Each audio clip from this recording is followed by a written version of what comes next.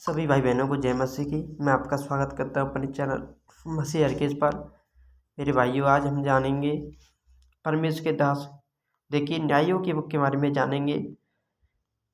आप Hindi Bible open कीजिए और देखिए, हिंदी बाइबल में आप पुराने नियम की बुक को खोलेंगे ना प्रियो मेरे भाइयों, वहाँ पर आपको देखिए न्यायों की बुक दिखाई देगी, जो कि पुराने नियम में यहोशू की बुक के नीचे।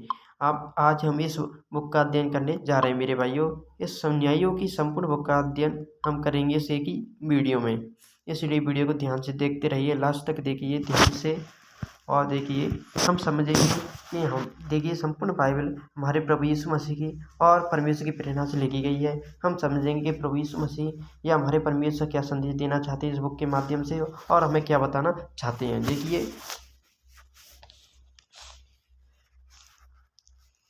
देखिए प्रियो, यहाँ पर क्या लिखा है आपको दिखाई दे रहा होगा, न्यायों।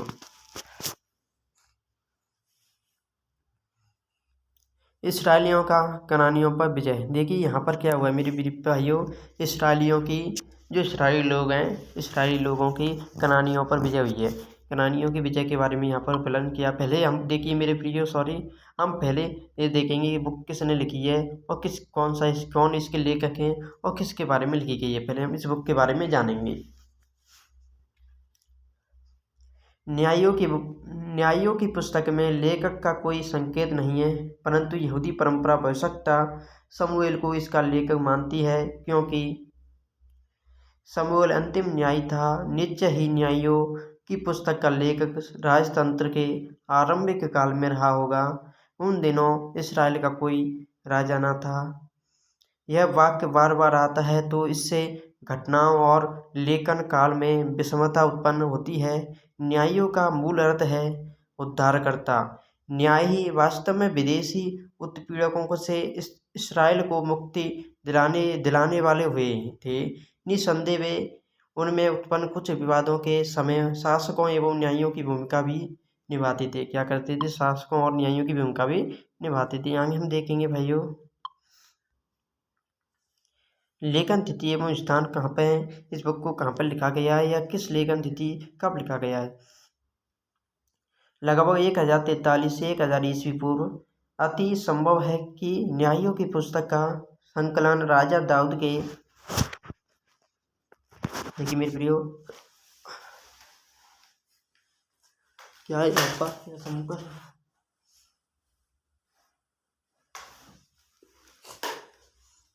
अति संभव है कि न्यायों की पुस्तक का संकलन राजा दाऊद के राजकाल में किया गया था, और इसका मानवीय उद्देश्य था यहोशू के मरणोपरांत जो अप्रभावी शासन प्रणाली थी, उसकी अपेक्षा राजतंत्र अधिक लाभकारी है। देखिए मेरे भाइयों, प्रापक में क्या शामिल हो जाएंगे।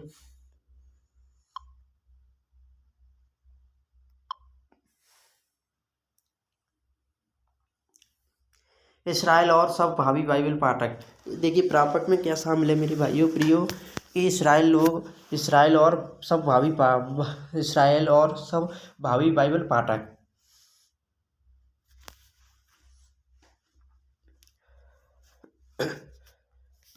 उद्देश्य में देखिए क्या है मेरे भाइयों,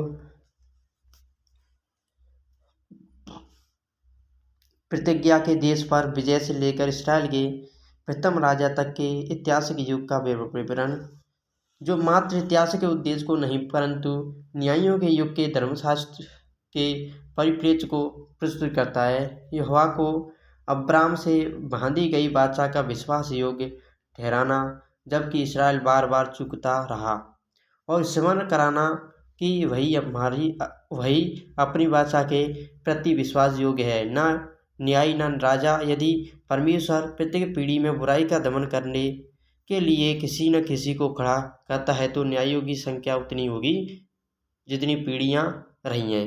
न्यायों की संख्या कितनी होगी मेरे भाइयों? जितनी पीढ़ियां रही हैं। देखिए भाइयों, मूल विषय में क्या शामिल हो जाएंगे। देखिए मूल विषय में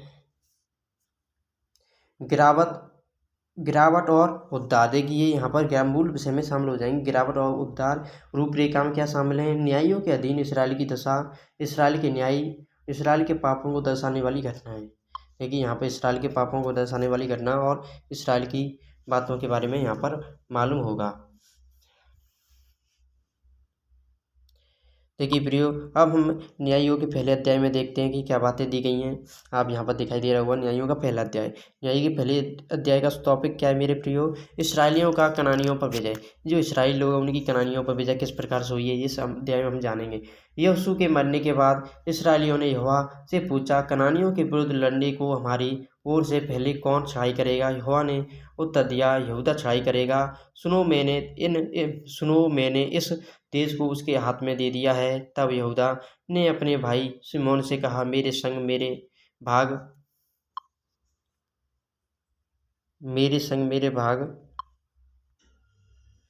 मेरे भाग में आ कि हम कनानियों से लड़ें, और मैं भी तेरे भाग में जाऊंगा। अतः शिमोन उसके संग चला और यहूदा ने छाई की, और यहोवा ने कनानियों और परिज्जियों को उसके हाथ में कर दिया। तब उन्होंने बेजक में उनमें से 10,000 पुरुष मार डाले, और बेजक में अदोनी बेजक को पाकर वे उससे लड़े और कनानियों और परिज्जियों को मार डाला, परंतु अदोनी बेजक भागा। तब उन्होंने उसका पीछा करके उससे पकड़ लिया और उसके हाथ पाँव के अंगूठे काट डाले। तब अदोनी बेजक ने कहा, हाथ पाँव के अंगूठे काटे हुए 70 राजा मेरी मेज के नीचे टुकड़े बीनते थे। जैसा मैंने किया था वैसा ही बदला परमेश्वर ने मुझे दिया। तब वे उसे यरूशलेम को ले गए और वहाँ वह मर गया। यहूदियों ने यरूशलेम से लड़कर उसे ले लिया। क्या हुआ? यहूदियों ने यरूशलेम से लड़के उसे ले लिया था और तलवार से उसके निवासियों को मार डाला और नगर को फूंक दिया। और तब यहूदी पहाड़ी देश और दक्षिण देश और नीचे के देश में रहने वाले कनानियों से लड़ने को गए, और यहूदा ने उन कनानियों पर छाई की जो एब्रोन में रहते थे। एब्रोन का नाम तो पूर्व काल में किर्यत-अर्बा था, और उन्होंने जिसे से हीमन और सलतलमे को मार डाला। वहाँ से उसने जाकर दबीर के निवासियों पर छाई की। दबीर का नाम तो पूर्व काल में किर्यत्पेर था।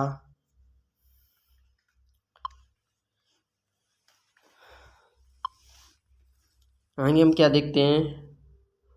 ओत्नीएल द्वारा कभी दबीर पर विजय। यहाँ पर देखिए मेरे भाइयों क्या किया गया है। जो ओत्नीएल है ना, उस ओत्नीएल द्वारा दबीर पर विजय की गई है। ओत्नीएल द्वारा दबीर पर विजय की गई है। देखिए किस प्रकार से विजय की गई है। तब कालेब ने कहा, जो किर्यत्पेर को मारकर ले ले, उसमें मैं अपनी बेटी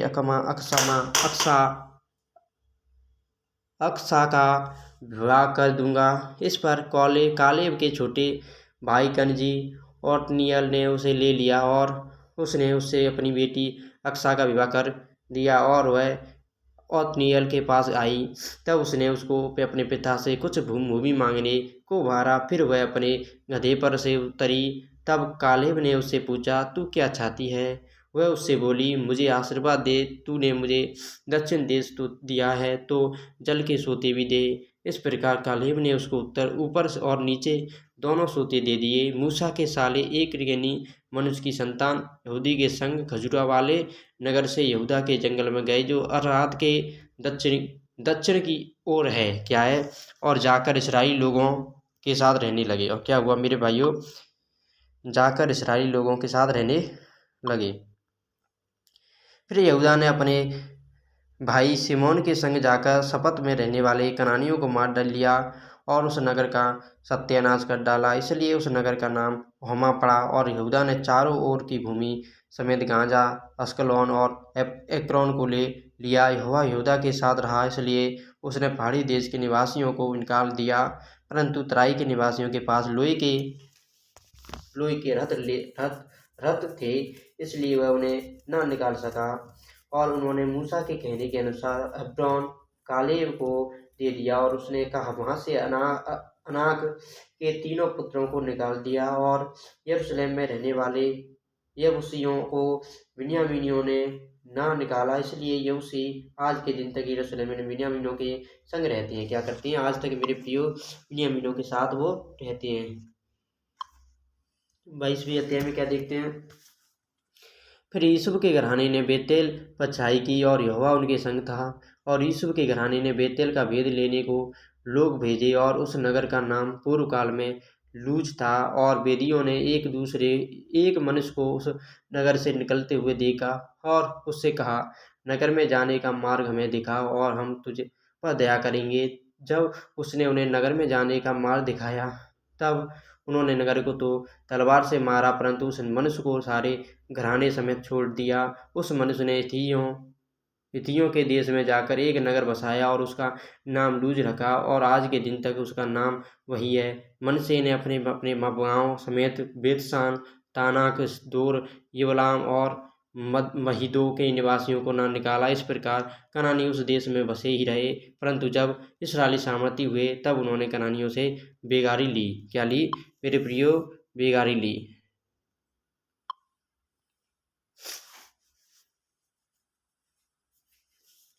परंतु उन्हें पूरी रीति से न निकाला। एप्रैम ने गेजेर में रहने वाले कनानियों को न निकाला, इसलिए कनानी गेजेर में उनके बीच में बसे रहे।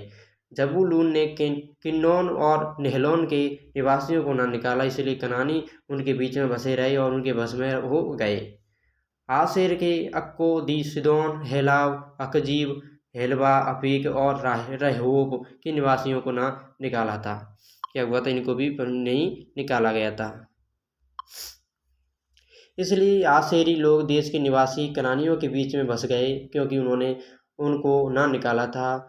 नप्ताली ने बेतशेमेश और बेतनात के निवासियों को न निकाला, परंतु देश के निवासी कनानियों के बीच में बस गए। तो भी बेतशेमेश और बेतनात के लोग उनके बस में हो गए।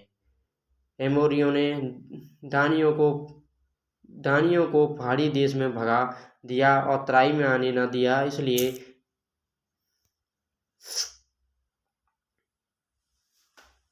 एमोरियों ने दानियों को पहाड़ी देश में भगा दिया और तराई में आने न दिया, इसलिए एमोरी एरेस नामक पहाड़ अयालोन और सालीम में बसे ही रहे। तो भी यूसुफ का घराना यहाँ तक प्रबल हो गया कि वे उनके बस में हो गए और एमोरियों के देश की सीमा अक्रब्बीम नामक पर्वत की चढ़ाई से आरंभ करके ऊपर की ओर थी। आगे हम देखिए दूसरे वचन में क्या देखेंगे मेरे भाइयों। यहाँ पर क्या है मेरे भाइयों? इसराइलियों की अवज्ञा। यहाँ पर इसराइलियों की अवज्ञा की हुई है। यहाँ पर देखें किस प्रकार से इसराइलियों की अवज्ञा की गई है। यहोवा का दूत गिलगाल से बोकीम को जाकर कहने लगा, मैंने तुमको मिस्र से ले आकर इस देश में पहुंचाया है। क्या क्या है मेरे प्रियो? क्या कह रहा है दूत? परमेश्वर का दूत क्या कह रहा है? मैंने पहुंचाया है जिसके विषय में मैंने तुम्हारे पुरखों से शपथ खाई थी और मैंने कहा था, जो वाचा मैंने तुमसे बांधी है उसे मैं कभी ना तोड़ूंगा। इसलिए तुम इस देश के निवास में से वाचा ना बांधना, तुम उनकी वेदियों को उठा देना। परंतु तुमने मेरी बात नहीं मानी। तुमने ऐसा क्यों किया? इसलिए मैं कहता हूँ, मैं उन लोगों को तुम्हारे सामने से ना निकालूंगा और वे तुम्हारे पाजर में कांटे और उनके देवता तुम्हारे लिए फंदा ठहरेंगे। जब यहोवा के दूत ने सारे इस्राएलियों से यह बातें कहीं तब वे लोग चिल्ला चिल्ला कर रोने लगे। क्या हुए मेरे प्रियो? वो लोग क्या करे? चिल्ला चिल्ला के रोने लगे थे। और उन्होंने उस स्थान का नाम बोकीम रखा और वहाँ उन्होंने यहोवा के लिए बलि चढ़ाई। जब यहोशू ने लोगों को विदा किया था तब इस्राएली देश को अपने अधिकार में कर लेने के लिए अपने अपने निज भाग पर गए। यहाँ पर क्या मेरे प्रियो? यहोशू की मृत्यु। यहाँ पर जो यहोशू है ना उसकी मृत्यु की हुई है। किस प्रकार से हुई है देखेंगे। यहोशू की मृत्यु और यहोशू के जीवन भर और उन वृद्ध लोगों के जीवन भर जो यहोशू के मरने के बाद जीवित रहे और देख चुके थे कि यहोवा ने इसराइल के लिए कैसे कैसे बड़े काम किए हैं। इसराइली लोग यहोवा की सेवा करते रहे। तब यहोवा का दास नून का पुत्र यहोशू 110 वर्ष का होकर मर गया और उसको तिमनी तेरस में जो एप्रैम के पहाड़ी देश में घास नामक पहाड़ के उत्तरी ओर है उसी के भाग में मिट्टी दी गई और उस पीढ़ी के सब लोग भी अपने अपने पितरों में मिल गए। तब उसके बाद जो दूसरी पीढ़ी हुई उसके लोग ना तो यहोवा को जानते थे और ना उस काम को जो उसने इसराइल के लिए किया था। कुछ भी नहीं जानते थे मेरे भाइयों। यहाँ पर हम देखते हैं इसराइल की अविश्वसनीयता। यहाँ पर देखिए इसराइली लोगों की अविश्वसनीयता का मतलब है विश्वास ना करने वाले, उनमें संदेह का होना, अविश्वसनीयता का दिखाया गया है यहाँ पर। इसराइलियों की अविश्वसनीयता दिखाई गई है। जैसे देखें किस प्रकार से, इसलिए इसराइली वह करने लगे जो यहोवा की दृष्टि में बुरा है और बाल नामक देवता की उपासना करने लगे। वे अपने पूर्वजों के परमेश्वर यहोवा को, जो उन्हें मिस्र देश से निकाल लाया था, त्याग कर पराय देवताओं की उपासना करने लगे और उन्हें दंडवत किया और यहोवा को रिस दिलाई। वे यहोवा को त्याग कर बाल देवताओं और अस्तोरेत देवियों की उपासना करने लगे। इसलिए यहोवा का कोप इसराइलियों पर भड़क उठा और उसने उनको लुटेरों के हाथ में कर दिया, जो उन्हें लूटने लगे, और उसने उनको चारों ओर के शत्रुओं के अधीन कर दिया और वे फिर अपने शत्रुओं के सामने ठहर न सके। जहाँ कहीं वे बाहर जाते, वहाँ यहोवा का हाथ उनकी बुराई में लगा रहता। क्या कहते मेरे प्रिय, जहाँ कहीं वो बाहर जाते थे तो यहोवा का हाथ उनकी बुराई में लगा रहता था। जैसे यहोवा ने उनसे कहा था, वरन यहोवा ने शपथ खाई थी, इस प्रकार वे बड़े संकट में पड़ गए।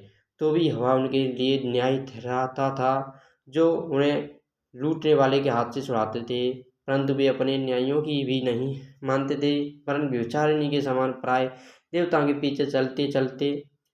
पीछे चलते और उन्हें दंडवत करते थे। उनके पूर्व जो यहोवा की आज्ञा मानते थे, उनकी उस लीक को उन्होंने शीघ्र ही छोड़ दिया और उनके अनुसार न किया। तब नहीं किया जब यहोवा उनके लिए न्यायी को ठहराता, तब वह उस न्यायी के संग रहकर उसके लिए जीवन पर उन्हें शत्रुओं के हाथ से छुड़ाता था।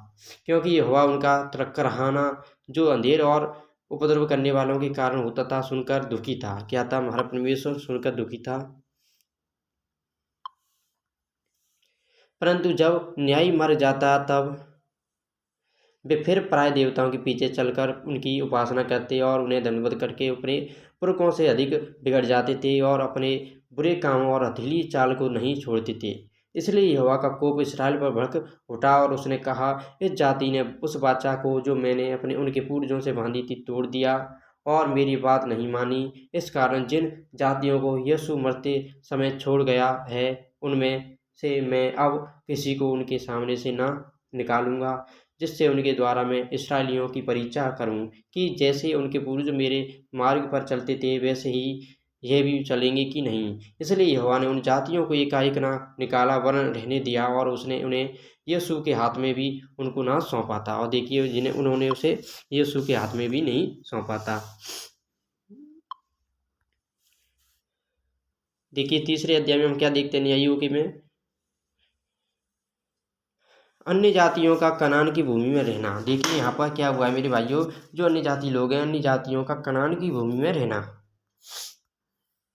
इसराइलियों में से जितने कनान में की लड़ाइयों में भागी न हुए थे, उन्हें परखने के लिए यहोवा ने इन जातियों को देश में इसलिए रहने दिया कि पीढ़ी पीढ़ी के इसराइलियों में से जो लड़ाई को पहले ना जानते थे, वे सीखें और जान लें। अर्थात पांचों सरदारों समेत फलिस्तियों और सब कनानियों और सीदोनियों ने और बाल हिर्मोन नामक पहाड़ से लेकर हमात की तराई तक लबानोन पर्वत में रहने वाले बियों को यह इसलिए रहने पाए कि इनके द्वारा इसराइलियों की बात में परीक्षा हो कि जो आज्ञाएं यहोवा ने मूसा के द्वारा उनके पूर्वजों को दी थीं, उन्हें वे मानेंगे या नहीं। इसलिए इसराइली कनानियों, हित्तियों, एमोरियों और परिज्जियों, हिब्बियों और यबूसियों के बीच में बस गए। क्या हुआ? इनके बीच में वो बस गए। आगे हम देखते हैं क्या होता है। तब वे उनकी बेटियों विवाह में लेने लगे। देखिए क्या हुआ, फिर उनकी बेटियों को भी अपने विवाह में लेने लगे और अपनी बेटियों उनके बेटों को विवाह में देने लगे और उनके देवताओं की भी उपासना करने लगे। देखिए वो पाप में गिर गए मेरे भाइयों, उनकी बेटियों से वो विवाह करने लगे और अपने बेटों के लिए भी उनकी बेटियों को लेने गए और खुद की बेटियों को भी उनके बेटों को देने लगे थे। इस प्रकार और वे उनके देवता की उपासना करने लग गए। इस प्रकार देखिए वो फिर से दूसरे देवताओं की उपासना में या पाप में गिर पड़े।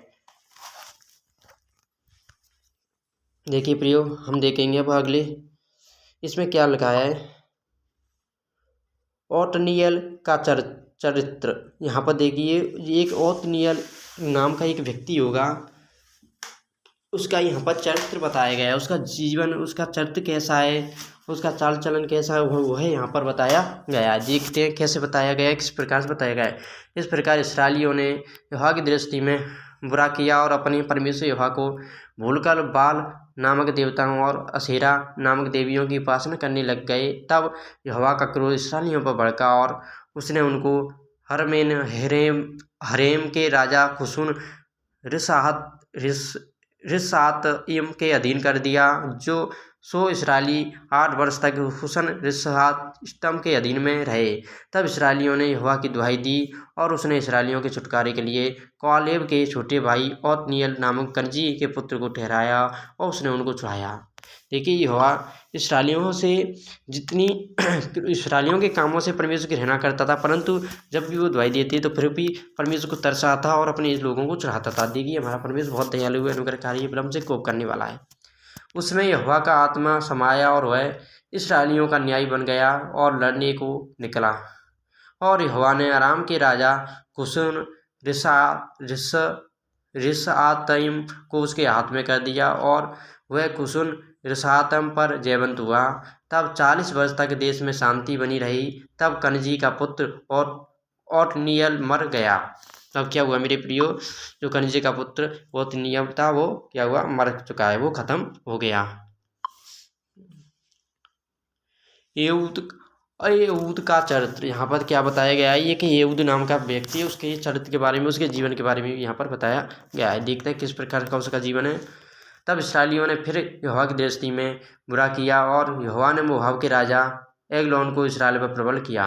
देखिए क्या किया, यहोवा ने के राजा इसराइल को उन पर प्रबल किया, क्योंकि उन्होंने यहोवा की दृष्टि में बुरा किया था। इसलिए उसने अमोनियों और अमालेकियों को अपने पास इकट्ठा किया और जाकर इसराइल को मार लिया और खजूरों वाले नगर को अपने बस में कर लिया। तब इसराइली 18 वर्ष तक मोआब के राजा एग्लोन के अधीन रहे। क्या हुआ, मोआब के राजा एग्लोन के अधीन रहे थे। आगे हम देखते हैं। फिर इसराइलियों ने यहोवा की दुहाई दी और उसने गेरा के पुत्र अहूद नामक एक बिन्यामीनी को उनका छुड़ाने वाला ठहराया। वह बहनता था। इसराइलियों ने उसी के हाथ से मोआब के राजा एग्लोन के पास कुछ भेंट भेजी। यहूद ने हाथ भर लंबी एक दोधारी तलवार बनवाई थी और उसको अपने वस्त्र के नीचे दाहिनी जांघ पर लटका लिया। तब वह उस भेंट को मोआब के राजा एग्लोन के पास, जो बड़ा मोटा पुरुष था, ले गया। जब वह भेंट को दे चुका तब भेंट के लाने वाले को विदा किया, परंतु वह आप गिलगाल के निकट की खुदी हुई मूर्तों के पास लौट गया और एग्लोन के पास कहला भेजा, हे राजा, मुझे तुझसे एक भेद की बात कहनी है। तब राजा ने कहा, थोड़ी देर के लिए बाहर जाओ। तब जितने लोग उसके पास उपस्थित थे वे सब बाहर चले गए।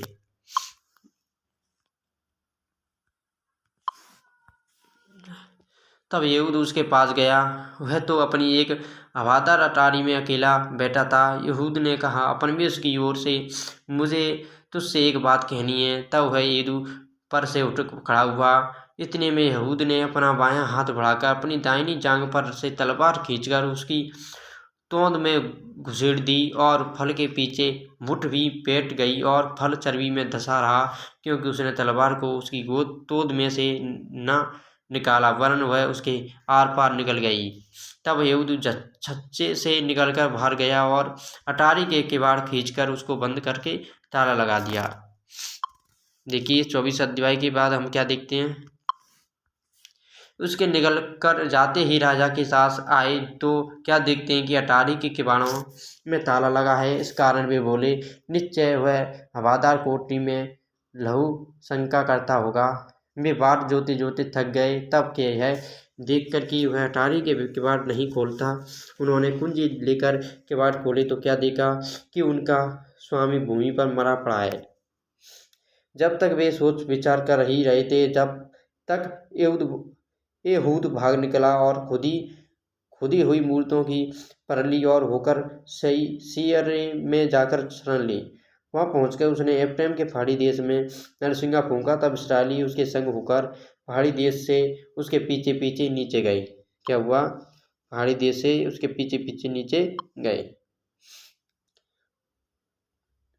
और उसने उनसे कहा, मेरे पीछे पीछे चलें आओ, क्योंकि यहोवा ने तुम्हारी मुहावी शत्रुओं को तुम्हारे हाथ में कर दिया है। तब उन्होंने उसके पीछे पीछे जाके यरदन के घाटों को जो मोआब देश की ओर से हैं ले लिया और किसी को उतरने ना दिया। उस समय उन्होंने लगभग 10,000 मोआबियों को मार डाला। वे सब के सब हष्ट-पुष्ट और शूरवीर थे, परंतु उनमें से एक भी न बचा। इस प्रकार उस समय मोआब इसराइल के हाथ के तले दब गया। तब 80 वर्ष तक देश में शांति बनी रही। उसके बाद अनात का पुत्र समगर हुआ। उसने 600 परिस्थिति पुरुषों को बैल के पैने से मार डाला। इस कारण वह भी इसराइल का छुड़ाने वाला हुआ। क्या हुआ मेरे प्रियो? वह भी इसराइल का छुड़ाने वाला हुआ।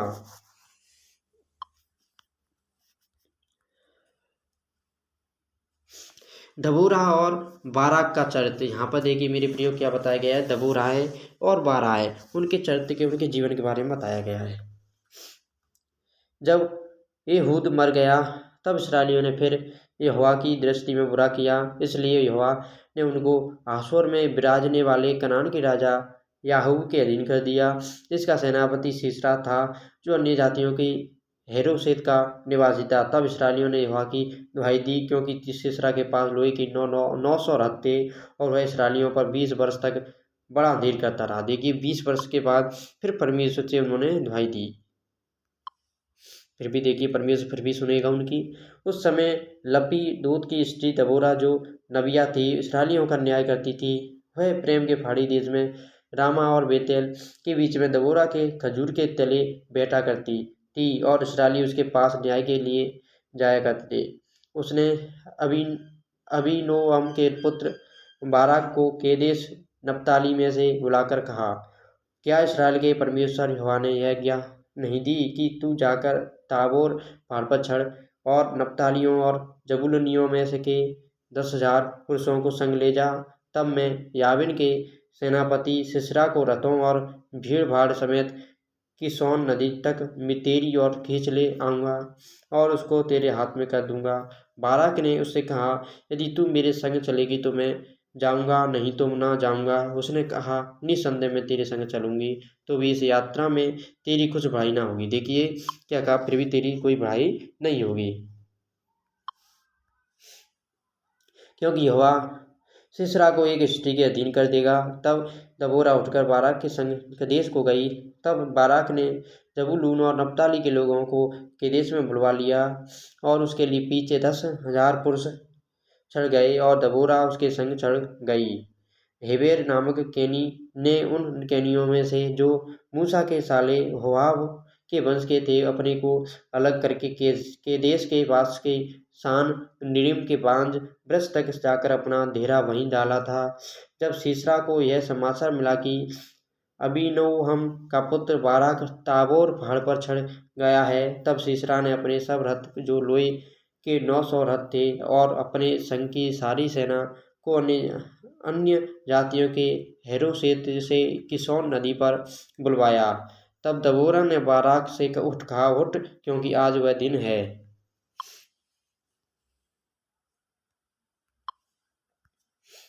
जिसमें यहोवा सीसरा को तेरे हाथ में कर देगा। क्या यहोवा तेरे आगे नहीं निकला? इस पर बाराक और उसके पीछे पीछे 10,000 पुरुष ताबोर पहाड़ से उतर गए पड़े। तब यहोवा ने सारे रथों पर सारी सेना समेत सीसरा को तलवार से बाराक के सामने घबरा दिया और सीसरा रथ पर से उतर के पांव पांव भाग चला और बाराक ने अन्य जातियों के हेरोशेत तक रथों और सेना का पीछा किया और तलवार से सीसरा की सारी सेना नष्ट की गई और एक भी मनुष्य ना बचा। क्या हुआ मेरे प्रियो? एक भी मनुष्य यहाँ पर नहीं बचाया था।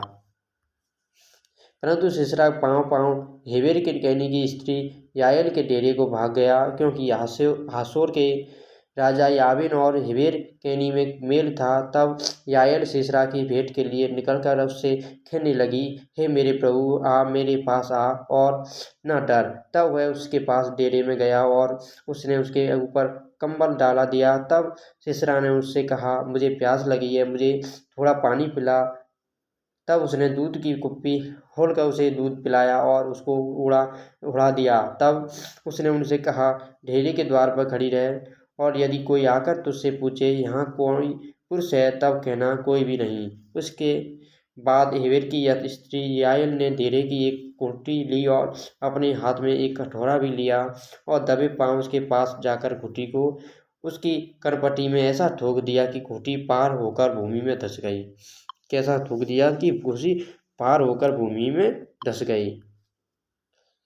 वह तो थका ही था, इसलिए गहरी नींद में सो रहा था, अतः वह मर गया। जब बाराक सीसरा का पीछा करता हुआ आया, तब याएल उससे भेंट करने के लिए निकली और कहा, इधर आ, जिसका तू खोज है उसको मैं तुझे दिखाऊंगी। तब उसने उसके साथ जाकर क्या देखा कि सीसरा मरा पड़ा है और वह खूंटी उसकी कनपटी में खड़ी है। इस प्रकार परमेश्वर ने उस दिन कनान के राजा याबीन को इसराइलियों के सामने नीचा दिखाया, और इसराइली कनान के राजा याबीन पर प्रबल होते गए, यहाँ तक कि उन्होंने कनान के राजा याबीन को नष्ट कर डाला। क्या किया? जो कनान का राजा था याबीन, उसको भी नष्ट कर दिया, समाप्त कर दिया, मार दिया। यहाँ पर देखिए दबोरा का गीत है। यहाँ पर एक दबोरा नाम की स्त्री है, वो क्या कर रही है? वो गीत गा रही है परमेश्वर की प्रशंसा में। देखिए उसके द्वारा एक गीत गाया गया है, उसको हम देखते हैं किस प्रकार से गीत गाया गया है। देखिए, उसी दिन दबोरा और अबीनोअम के पुत्र बारक ने यह गीत गाया। इस्राएल के अगुओं ने जो अगुवाई की, और प्रजा जो अपनी ही इच्छा से बहती हुई, इसके लिए यहोवा को धन्य कहो। हे राजा सुनो, हे अधिपतियों कान लगाओ, मैं आप यहोवा के लिए गीत गाऊंगी। इस्राएल के परमेश्वर यहोवा का मैं भजन करूंगी। हे यहोवा, जब तू सेयर से निकल चला, जब तूने एदोम के देश से प्रस्थान किया, तब पृथ्वी डोल उठी और आकाश टूट पड़ा। क्या हुआ? पृथ्वी डोल उठी और आकाश भी टूट पड़ा। बादल से भी जल बरसने लगा, यहोवा के प्रताप से पहाड़, इस्राएल के परमेश्वर यहोवा के प्रताप से वह सीने पिघलकर बहने लगा। अनाद के पुत्र समगर के दिनों में और याएल के दिनों में सड़कें सूनी पड़ी थीं, और बटोही पगड़ियों से चलते थे। जब तक मैं दबोरा न उठी, जब तक मैं इसराइल में माता होकर न उठी, तब तक गांव सूने पड़े थे। क्या होता? जब तक मैं न उठी थी, तब तक गांव सूने पड़े थे। नए नए देवता माने गए। उस समय फाटकों में लड़ाई होती थी। क्या 40,000 इसराइलियों में से भी ढाल या बर्छी कहीं देखने में आती थी? मेरा मन इसराइल के हाकिमों की ओर लगा है, जो प्रजा के बीच में अपनी ही इच्छा से भर्ती हुई। यहोवा को धन्य कहो। हे उजली गदहियों पर चढ़ने वालों, हे फरसी पर विराजने वालों, हे मार्ग पर पैदल चलने वालों, ध्यान देखो, ध्यान देख रखो। पनघटों के आसपास धनुर्धारियों की बात के कारण वहाँ वे यहोवा के धर्ममय कामों का, इसराइल के लिए उसके धर्ममय कामों का वर्णन करेंगे। क्या करेंगे? परमेश्वर के धर्ममय कामों का क्या करेंगे? वर्णन करेंगे। उस समय यहोवा की प्रजा के लोग फाटकों के पास गए। जाग जाग हे दबोरा, जाग जाग गीत सुना। हे बारक उठ, हे अबीनोअम के उत्पुत्र, अपने बंदियों को बंधुआई में ले चल। उस समय थोड़े से रईस प्रजा समेत उतर के बढ़े। यहोवा शूरवीरों के विरुद्ध मेरे हित में उतर आया।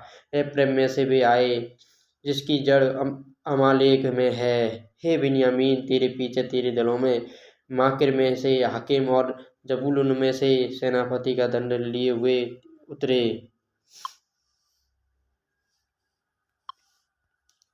और इस्साकार के हाकिम दबोरा के संग हुए। जैसा इस्साकार वैसा ही बाराक भी था। उसके पीछे लगे हुए वे तराई में झपट कर गए। रूबेन की नदियों के पास बड़े बड़े काम मन में ताने गए। तू चरवाहों का सीटी बजाना सुनने को भेड़शालाओं के बीच क्यों बैठा रहा? रूबेन की नदियों के पास बड़े बड़े काम सोचे गए। गिलाद यरदन पार रह गया, और दान क्यों जहाजों में रह गया? आशेर समुद्र तट पर बैठा रहा और उसकी खाड़ियों के पास रह गया।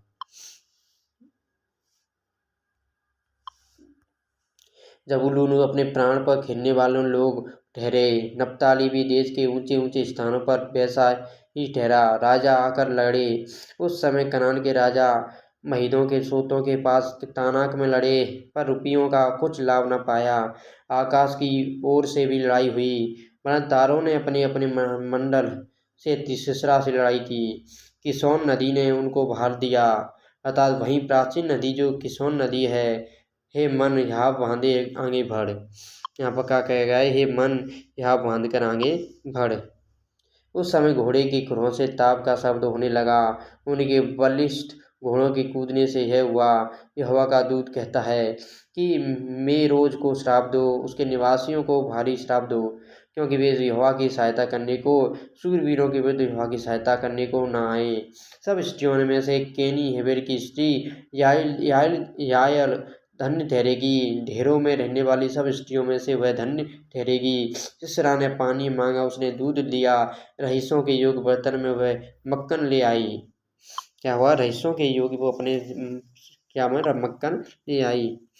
उसने अपना हाथ कोटी की ओर, अपना दाहिना हाथ बढ़ई के हथौड़े की ओर बढ़ाया और हथौड़े से सिसरा को मारा। उसके सिर को फोड़ डाला और उसकी कनपट्टी को आर पार छेद दिया। उस स्त्री के पांव पर वह झुका वह गिरा, वह पड़ा रहा। उस स्त्री के पांव पर वह झुका वह गिरा, जहाँ झुका वहीं मरा पड़ा।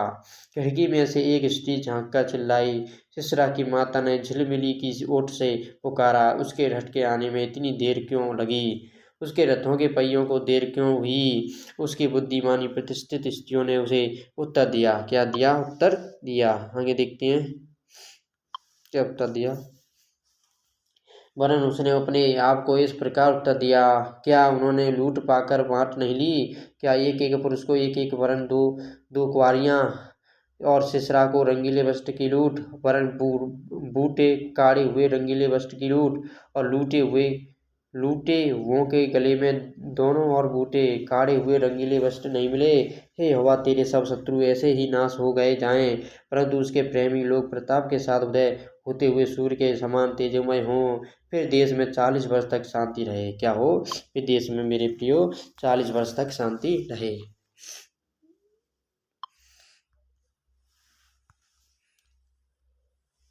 गिदोन का चरित्र यहाँ पर हम देखते हैं मेरे भाइयों, गिदोन का क्या चरित्र है। गिदोन के चरित्र के बारे में यहाँ पर बताया गया है। देखेंगे गिदोन।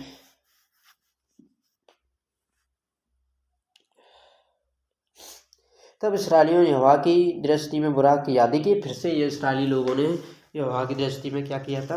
बुरा किया। देखिए इस प्रकार से इस्राएली लोग हर बार यहोवा की दृष्टि में बुरा करते थे। देखिए यदि मन ऐसे हम भी जो आज के समय में मनुष्य भी करते हैं, यदि परमेश्वर में हमारे जीवन में दुख विपत्ति या संकट आ जाते हैं तो हम 2-4 साल परमेश्वर में सही होते हैं, परंतु फिर भी परमेश्वर के वचन से किसी न किसी घड़ी फिर से पाप में गिर जाते हैं। ऐसे हम भी आज के समय में भी पाप में गिरते जाते हैं। जैसे इस्राएली बार बार परमेश्वर के ज्ञान पर परमेश्वर दुहाइयाँ देते थे और बार बार पापों में भी गिर जाते थे। तब इस्राएलियों ने यहोवा की दृष्टि में बुरा किया, इसलिए यहोवा ने उन्हें मिद्यानियों के वश में 7 वर्ष कर रखा और मिद्यान की इस्राएलियों पर प्रबल हो गए। मिद्यानियों के डर के मारे इस्राएलियों ने पहाड़ों के घेरे खंडों और गुफाओं और कीलों को अपने निवास बना लिए। और जब जब इस्राएली बीज बोते तब मिद्यानियों और अमालेकी और पूर्वी लोग उनके विरुद्ध चढ़ाई करके गाजा तक छावनी डालकर भूमि की उपज नाश कर डालते थे। और इस्राएलियों के लिए ना तो कुछ भोजन वस्तु और ना भेड़ बकरी और ना गाय बैल और ना गधा छोड़ते थे, क्योंकि वे अपने पशुओं और ढेरों को लिए हुए चढ़ाई करते और तीड़ियों के दल के समान बहुत आते थे। क्या होता? तीड़ियों के दल के समान बहुत आते थे और उनके ऊँट भी अनगिनत होते थे। क्या? उनके ऊँट, उनके पशु भी क्या होते मेरे प्रियो? अनगिनत होते थे, उनकी भी कोई गिनती नहीं थी, इतने उनके पास पशु थे।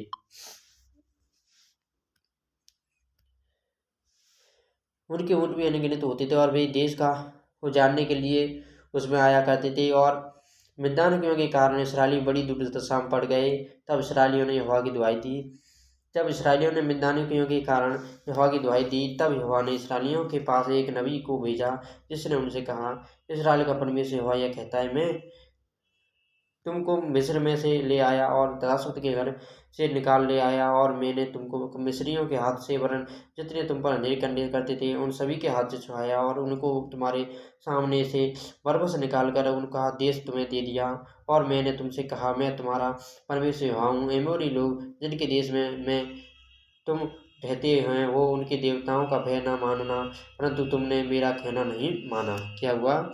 फिर भी लोगों ने परमेश्वर का कहना बिल्कुल नहीं माना। आगे हम देखेंगे क्या बातें हुई हैं यहाँ पर। फिर इस फिर यहोवा का दूत आकर उस बांज वृक्ष के तले बैठ गया, जो एप्रो और पामे एबिएजेरी योआस का था, और उसका पुत्र गिदोन एक दाखरस के कुंड में गेहूं इसलिए झाड़ रहा था कि उसे मिद्यानियों से छिपा रखे। उसको यहोवा के दूत ने दर्शन देकर कहा, हे सूरबीर सूरमा, यहोवा तेरे संग है। गिदोन ने उससे कहा, हे मेरे प्रभु, विनती सुन, यदि यहोवा हमारे संग होता तो हम पर सब विपत्ति क्यों पड़ती, और जितने आचार कर्मों का वर्णन हमारे पुरखा यह कहकर करते थे, क्या यहोवा हमको फिर से छुड़ा नहीं लाया? वे कहाँ रहे? अब तो यहोवा ने हमको त्याग दिया और मिद्यानियों के हाथ कर दिया। तब यहोवा ने उस पर दृष्टि करके कहा, अपनी इसी शक्ति पर जा, और तू इस्राएलियों को मिद्यानियों के हाथ से छुड़ाएगा। क्या मैंने तुझे नहीं भेजा? उसने कहा, हाँ, हे मेरे प्रभु,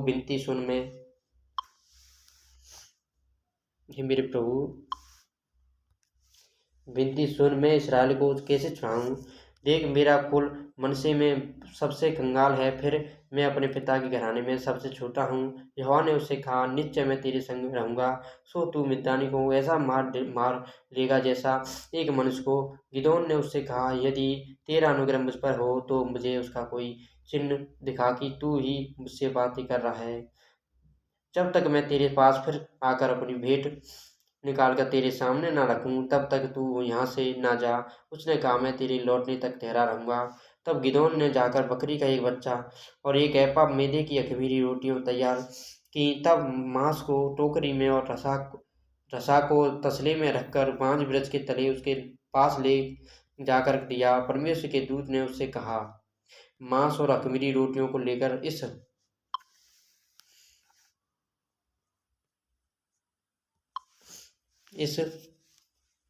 चट्टान पर रख दे और रसा को ढेल दे। उसने ऐसा ही किया। तब यहोवा के दूत ने अपने हाथ की लाठी को बढ़ाकर मांस और अख़मीरी रोटियों को छुआ, और चट्टान से आग निकली, जिससे मांस और अख़मीरी रोटियां भस्म हो गईं। तब यहोवा का दूत उसकी दृष्टि से ओझल हो गया। तब जब गिदोन ने जान लिया कि वह यहोवा का दूत था, तब गिदोन कहने लगा, हाय मेरे प्रभु यहोवा, मैंने तो यहोवा के दूत को साक्षात देखा है। यहोवा ने उससे कहा, तुझे शांति मिले, मत डर, तू न मरेगा। तब गिदोन ने वहाँ वहाँ यहोवा की एक वेदी बनाकर उसका नाम यहोवा शालोम रखा। वह आज के दिन तक अभी ये जेरियों के और पाँव में बनी है। फिर उसी रात को यहोवा ने गिदोन से कहा, अपने पिता का जवान बैल अर्थात दूसरा का 7 वर्ष का बैल ले, और बाल की जो वेदी तेरे पिता की है उसे गिरा दे।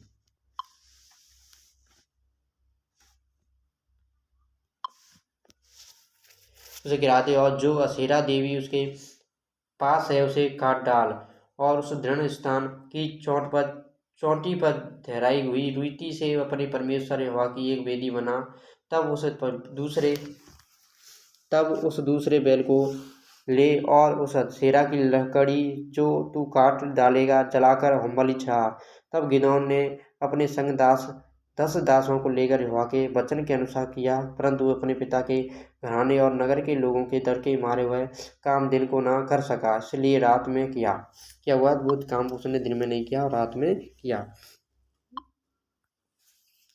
नगर के लोग सवेरे उठकर क्या देखते हैं कि बाल की वेदी गिरी पड़ी है और उसके पास की असेरा कटी पड़ी है, और दूसरा बैल बनाई हुई वेदी पर छाया हुआ है। तब वे आपस में कहने लगे, यह काम किसने किया? और पूछपाछ और ढूंढ ढांड करके वे कहने लगे, यह योआश के पुत्र गिदोन का काम है। तब नगर के मनुष्यों ने योआश से कहा, अपने पुत्र को बाहर ले आ कि मार डाला जाए, क्योंकि उसने बाल की वेदी को गिरा दिया है और उसके पास की असेरा को भी काट डाला है। योआश ने उन सभी से जो उसके सामने खड़े हुए थे कहा, क्या तुम बाल के लिए विवाद करोगे? क्या तुम उसे बचाओगे, जो कोई उसके लिए वाद विवाद न करे वह मार डाला जाएगा। क्या करेगा? जो वाद विवाद करेगा वो मार डाला जाएगा। सवेरे तक ठहरे रहो, तब तक यदि वह परमेश्वर हो तो जिसने उसकी वेदी गिराई है उससे वह आप ही अपना वाद विवाद करे।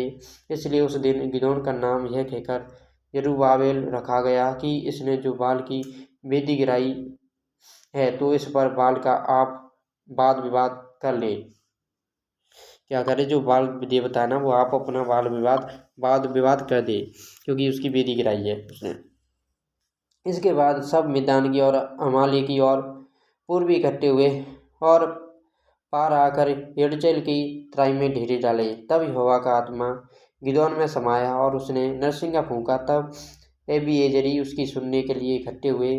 फिर उसने समस्त मनसे के पास अपने दूत भेजे और वे भी उसके समीप इकट्ठे हुए। और उसने आसेर, जबूलून और नप्ताली के पास भी दूत भेजे। तब वे भी अब उससे मिलने को चले आए। तब गिदोन ने परमेश्वर से कहा, यदि तू अपने वचन के अनुसार इस्राएल को मेरे द्वारा छुड़ाएगा तो सुन, मैं एक भेड़ी की ऊन खलिहान में रखूंगा, और यदि ओस केवल उस ऊन पर पड़े और उसे छोड़कर सारी भूमि सूखी रह जाए, मैं जान लूंगा कि तू अपने वचन के अनुसार इस्राएल को मेरे द्वारा छुड़ाएगा।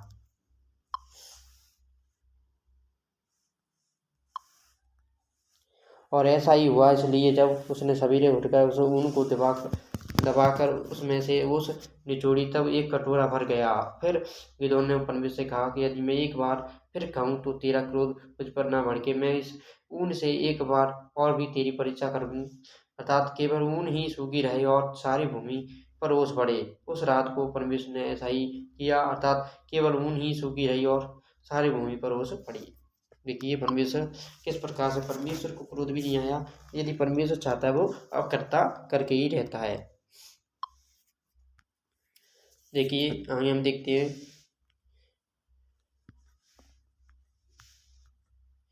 देखिए गिदोन का मिद्यानियों पर विजय। हम यहाँ पर अब देखिए जो गिदोन जिसको परमेश्वर ने मिद्यानियों से के द्वारा इसराइलियों को छुड़ाने के लिए भेजा था, उन पर देखिए गिदोन किस प्रकार से विजयी होता है। तब गिदोन जो यरूब्बाबेल भी कहलाता है, सब लोग जो उसके संग थे सवेरे उठे और हेरोद नामक सोते के पास अपने डेरे खड़े किए। और मिद्यानियों की छावनी उनके उत्तरी ओर मोरे नामक पहाड़ी के पास तराई में पड़ी थी।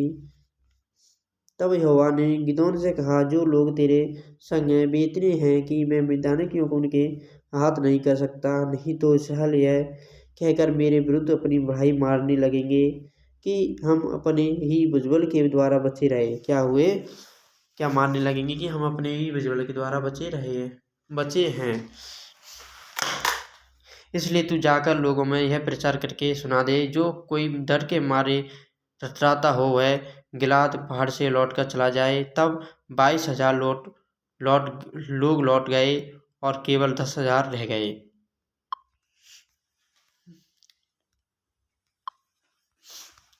फिर यहोवा ने गिदोन से कहा, अब भी लोग अधिक हैं, उन्हें सोते के पास नीचे ले चल और वहां मैं उन्हें तेरे लिए परखूंगा।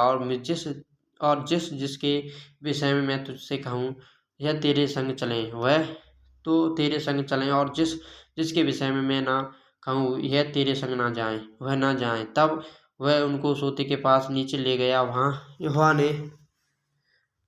ने गिदोन से कहा, जितने कुत्ते की समान जीभ से पानी चपड़ चपड़ करके पिए उनको अलग रख, और वैसा ही उन्हें भी जो घुटने टेक कर पिए, जिन्होंने मुंह में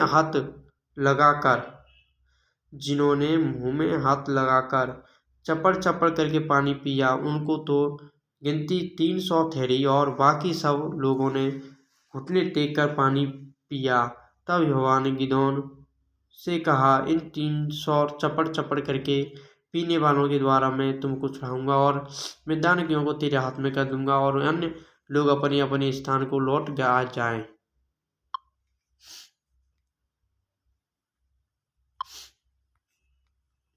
तब उन 300 लोगों ने अपने साथ भोजन सामग्री ली और अपने नरसिंगे लिए, और उसने इस्राएल के अन्य सब पुरुषों को अपने अपने डेरे की ओर भेज दिया, परंतु उन 300 पुरुषों को अपने पास रख छोड़ा, और मिद्यान की छावनी उसके नीचे तराई में पड़ी थी।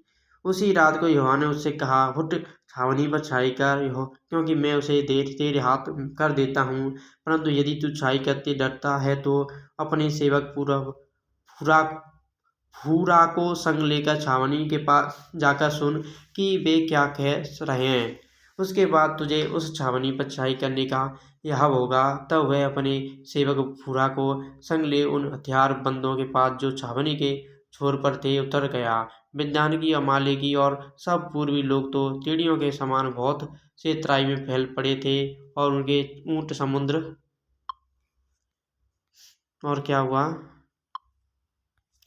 उनके ऊँट समुद्र तट के रेत कणों के समान गिनती से बाहर थे। जब गिदोन वहां आया तब एक जन अपने किसी संगी को अपना सुपन बता रहा था। सुन, मैंने सुपन में क्या देखा कि जो कि एक रोटी लुढ़कते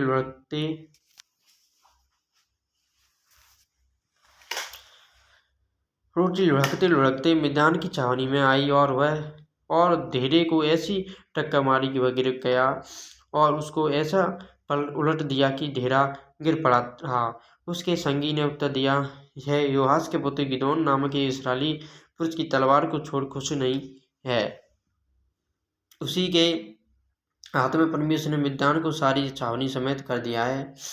उस सुपन का वर्णन और फल सुनकर गिदोन ने दंडवत किया और इस्राएल की छावनी में लौटकर कहा, उठो, यहोवा ने मिद्यान की सेना को तुम्हारे वश में कर दिया है। क्या किया है? मिद्यान की सेना को तुम्हारे वश में कर दिया है। तब उसने उन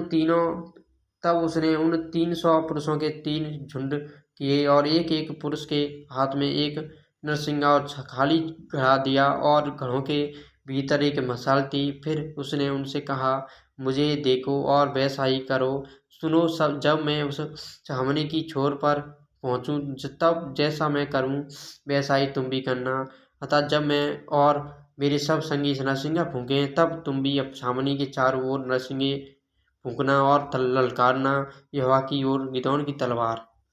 बीच वाले पहर के आरंभ में जैसे ही पहरुओं की बदली हुई हो गई थी, वैसे ही गिदोन अपने संग के 100 पुरुषों समेत छावनी के छोर पर गया और नरसिंगे को फूंक दिया और अपने हाथ के घड़ों को तोड़ डाला। तब 3 झुंडों ने नरसिंगों को फूंका और घड़ों को तोड़ डाला।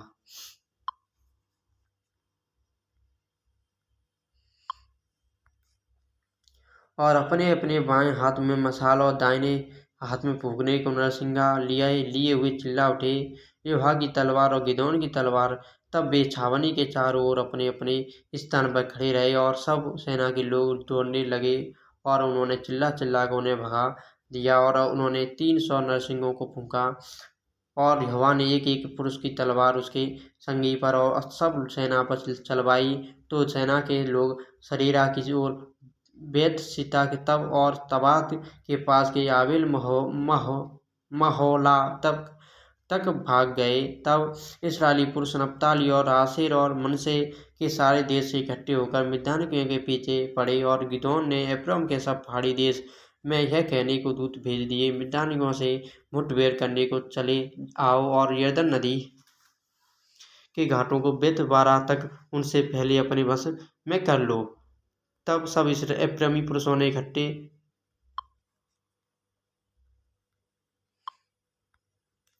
इकट्ठे होकर यरदन नदी को बेतबारा तक अपने वश में कर लिया, और उन्होंने ओरेब और जेब नाम मिद्यान के 2 हाकिमों को पकड़ा, और ओरेब को ओरेब नामक चट्टान पर और जेब को जेब नामक दाखरस के कुंड पर घात किया, और वे मिद्यानियों के पीछे पड़े, और ओरेब और जेब के सिर यरदन के पार गिदोन के पास ले गए। और क्या हुआ है? ओरेब और गिदोन के पास ले गए। देखिए प्रियो, यहाँ पर मिद्यानियों की पूर्ण पराजय। यहाँ पर हम देखिए 8वें अध्याय में क्या देखेंगे, न्यायियों के 8वें अध्याय में मेरे भाइयों, यहाँ पर आपको दिखाई दे रहा होगा न्यायियों का 8वां अध्याय। हम यहाँ पर क्या देखते हैं मिद्यानियों की पूर्ण पराजय हुई, किसके द्वारा? गिदोन के माध्यम से परमेश्वर ने की। तब वह प्रेमी पुरुषों ने गिदोन से कहा, तूने हमारे साथ ऐसा बर्ताव क्यों किया कि जब तू मिद्यान से लड़ने को चला तब हमको नहीं बुलवाया? अतः उन्होंने उससे बड़ा झगड़ा किया। उसने उनसे कहा, मैंने तुम्हारे समान भला अब क्या ही किया? क्या एप्रैम की छोड़ी हुई दाग भी एबीजेर की सब फसल से अच्छी नहीं है? तुम्हारे ही हाथों में परमेश्वर ने ओरेब और जेब नामक मिद्यान के हाकिमों को कर दिया, तब तुम्हारे बराबर में कर ही क्या सका? जब उसने यह बात कही तब उनका जी उसकी ओर से ठंडा हो गया। तब गिदोन और उसके संगी 300 पुरुष जो थके मांदे थे तो भी खदेड़ते ही रहे थे, यरदन के किनारे आकर पार हो गए। तब उसने सुकोट के लोगों से कहा, क्या कहा मेरे भाइयों?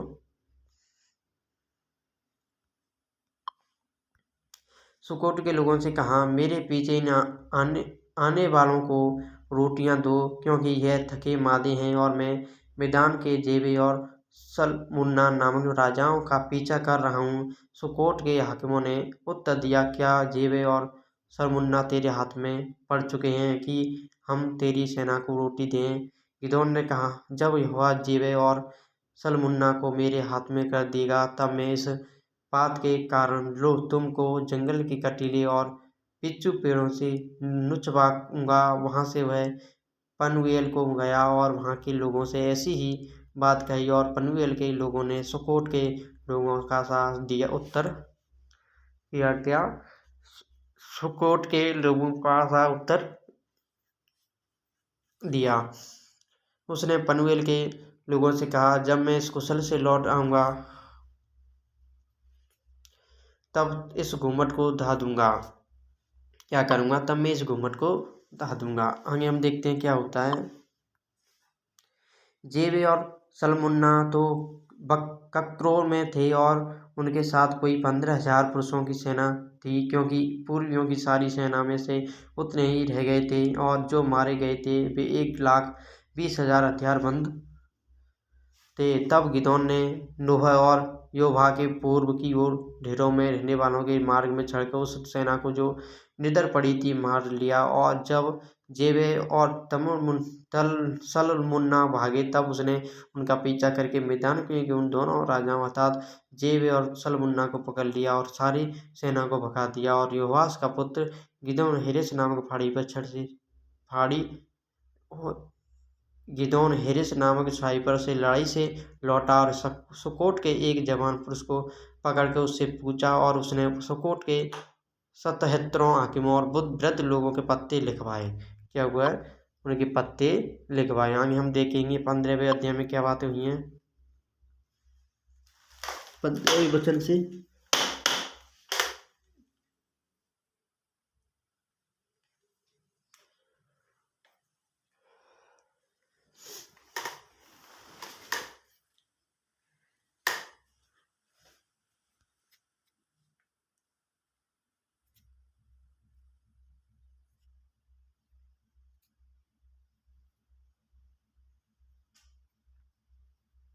देखिए, तब वह सुकोट के मनुष्यों के पास जाकर कहने लगा, जेबे और सलमुन्ना को देखो, जिनके विषय में तुमने यह कहकर मुझे चढ़ाया था कि क्या यह जेबे और सलमुन्ना अभी तेरे हाथ में हैं कि हम तेरे थके मादे जनों को रोटी दें? तब उसने उस नगर के वृद्ध लोगों को पकड़ा और जंगल के कटीले बिच्छू पेड़ लेकर सुकोट के पुरुषों को कुछ सिखाया, और उसने पनूएल के गुम्मट को ढा दिया और उस नगर के मनुष्यों को घात किया। फिर उसने जेबे और सलमुन्ना से पूछा, जो मनुष्य तुमने ताबोर पर घात किए थे वे कैसे थे? उन्होंने उत्तर दिया, जैसा तू वैसे ही वे भी थे, अर्थात एक एक का रूप राजकुमार का सा था। उसने कहा, वे तो मेरे भाई वरन मेरे सहोदर भाई थे। यहोवा के जीवन की शपथ, यदि तुमने उनको जीवित छोड़ा होता तो मैं तुमको घात ना करता। तब उसने अपने जेठे पुत्र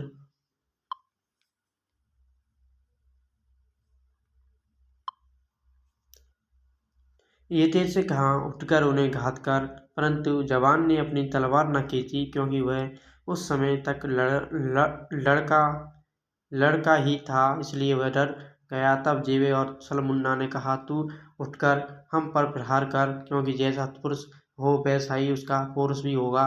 तब गिदोन ने उठकर जेबे और सलमुन्ना को घात किया और उनके ऊँटों के गलों के चंद्रहारों को ले लिया। क्या किया? उनके ऊँटों के गले का चंद्रहारों को ले लिया।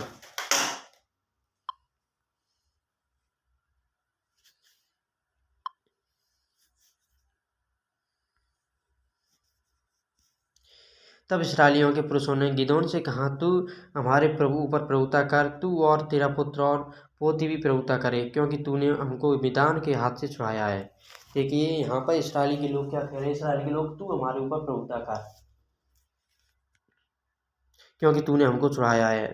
गिदोन ने उनसे कहा, मैं तुम्हारे ऊपर प्रभुता ना करूँगा। देखिए यहाँ पर गिदोन का परमेश्वर कितनी बड़ी बात कही गई है, इसके द्वारा हम बहुत कुछ सीखते हैं। देखिए मेरे प्रियो, गिदोन ने उनसे कहा, मैं तुम्हारे ऊपर प्रभुता ना करूँगा और ना मेरा पुत्र तुम्हारे ऊपर प्रभुता करेगा, क्यों यहोवा ही तुम पर प्रभुता करेगा। देखिए यहाँ पर गिदोन स्वयं राजा नहीं बना, गिदोन ने स्वयं को सम्मान नहीं दिलवाया, गिदोन ने स्वयं की महिमा उनके द्वारा नहीं करवाई, स्वयं का सम्मान इज्जत और स्वयं उनका राजा नहीं बना, परंतु उसने क्या कहा? गिदोन ने कहा कि तुम्हारा परमेश्वर, हमारा परमेश्वर यहोवा परमेश्वर ही तुम पर प्रभुता करेगा, ना कि मैं प्रभुता करेगा। फिर गिदोन ने उनसे कहा, मैं तुमसे कुछ मांगता हूँ, अर्थात तुम मुझको अपनी अपनी लूट में की बालियाँ दो। वे तो इस्माइली थे, इस कारण उनकी बालियाँ सोने की थीं। उन्होंने कहा, निश्चय हम देंगे। तब उन्होंने कपड़ा बिछाकर उसमें अपनी अपनी लूट में से निकाल कर बालियाँ डाल दी।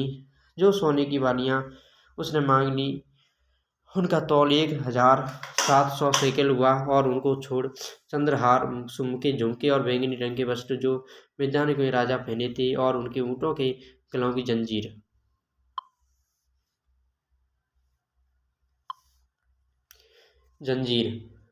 उनका गिदोन ने एक एपोद बनवाकर अपने औरपा नामक नगर में बंद रखा, और सारा इसराइल वहाँ व्यभिचारिणी के समान उसके पीछे हो लिया, और वह गिदोन और उसके घराने के लिए फंदा ठहरा। इस प्रकार मिद्यान इसराइलियों से दब गया और फिर सिर न उठाया, और गिदोन के जीवन भर साथ 40 वर्ष तक देश चैन से रहा।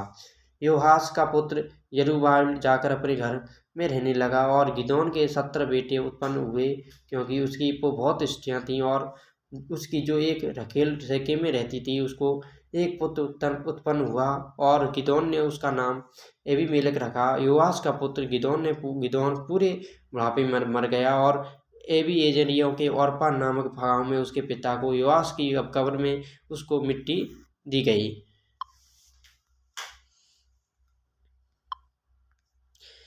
गिदोन के मरते ही इस्राएली फिर गए और व्यभिचारिणी के समान बाल देवता के पीछे हो गई लिए। देखिए इस्राएली हर बार गिदोन क्या होते थे, हर बार जो उन पर प्रभुत्ता या उनके सामने जो धर्मी मनुष्य था, वो उसके ख़त्म होने के बाद ये क्या करते थे, फिर से इस्राएली लोग या उनकी जो पीढ़ी के लोग थे, जैसे कि आज हम लोग हैं, हमारी जो पीढ़ी आएगी, क्या हम जिस यीशु की फिर पूजा करते हैं, इस परमेश्वर को मानते, क्या उस पीढ़ी को, उस परमेश्वर को वो पीढ़ी मानेगी? इसी प्रकार यहाँ पर होता है, जब इस्राएली लोगों की नई पीढ़ी आती है, वो क्या होती है, वो परमेश्वर को फिर से परमेश्वर को भूलकर पाप में और बाल देवता की पूजा में लग जाते थे, बाल देवता के पीछे लिए, और बाल बारिद को अपना देवता मान लिया।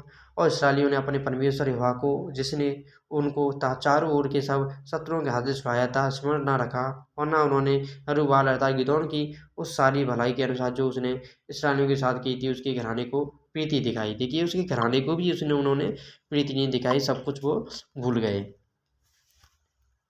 अब देखिए अबीमेलेक का चरित्र, यहाँ पर देखिए अबीमेलेक का चरित्र। अब परमेश्वर देखिए अबीमेलेक नाम के व्यक्ति को उनको चाहने के लिए चुनेगा। देखिए यहाँ पर अबीमेलेक के बारे में जानेंगे। यरूब्बाल का पुत्र अबीमेलेक ये शेकेम को अपने मामाओं के पास जाकर उनसे और अपने नाना के सब घराने से यह कहने लगा, शेकेम के सब मनुष्यों से यह पूछो, तुम्हारे लिए क्या बल है? क्या यह कि यरूब्बाल के 70 पुत्र तुम पर प्रभुता करें, या कि एक वही पुरुष तुम पर प्रभुता करें? और यह भी स्मरण रखो कि मैं तुम्हारा हाड़ मांस हूँ। तब उसके मामा ने शेकेम के सब मनुष्यों से ऐसी ही बातें कहीं, और उन्होंने यह सोचकर कि अबीमेलेक तो हमारा भाई है, अपना मन उसके पीछे लगा दिया, और तब उन्होंने बाल बरीद के मंदिर में से 70 टुकड़े रुपए उसको दिए और उन्हें लगाकर अबीमेलेक के नीचे और लुच्चे चन रख लिए जो उसके पीछे हो लिए। तब उसने और पामे अपने पिता के घर जाके अपने भाइयों को जो यरूब्बाबेल के 70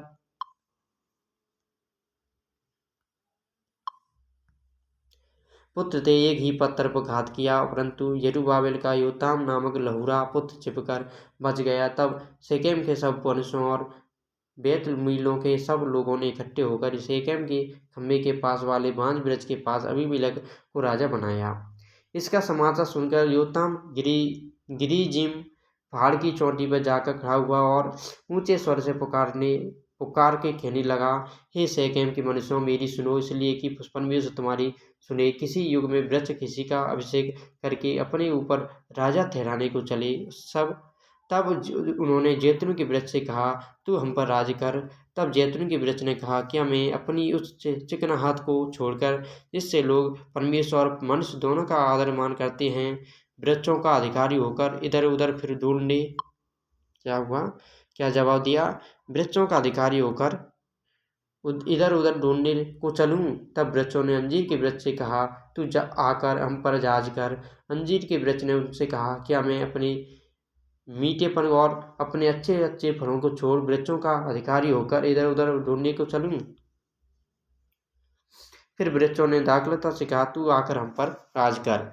दाखलता ने उनसे कहा, क्या मैं अपने नए मधु को छोड़, जिससे परमेश्वर और मनुष्य दोनों का आनंद मिले होता है, वृक्षों को अधिकारिणी होकर इधर उधर ढूंढने को चलूं? तब सब वृक्षों ने झड़बेरी से कहा, तू आकर हम पर राज कर। झड़बेरी ने उन वृक्षों से कहा, यदि तुम अपने ऊपर राजा होने को मेरा अभिषेक सच्चाई से करते हो तो आकर मेरी छाया में शरण लो, और नहीं तो झड़बेरी से आग निकलेगी जिससे लबानोन के देवदार भी भस्म हो जाएंगे।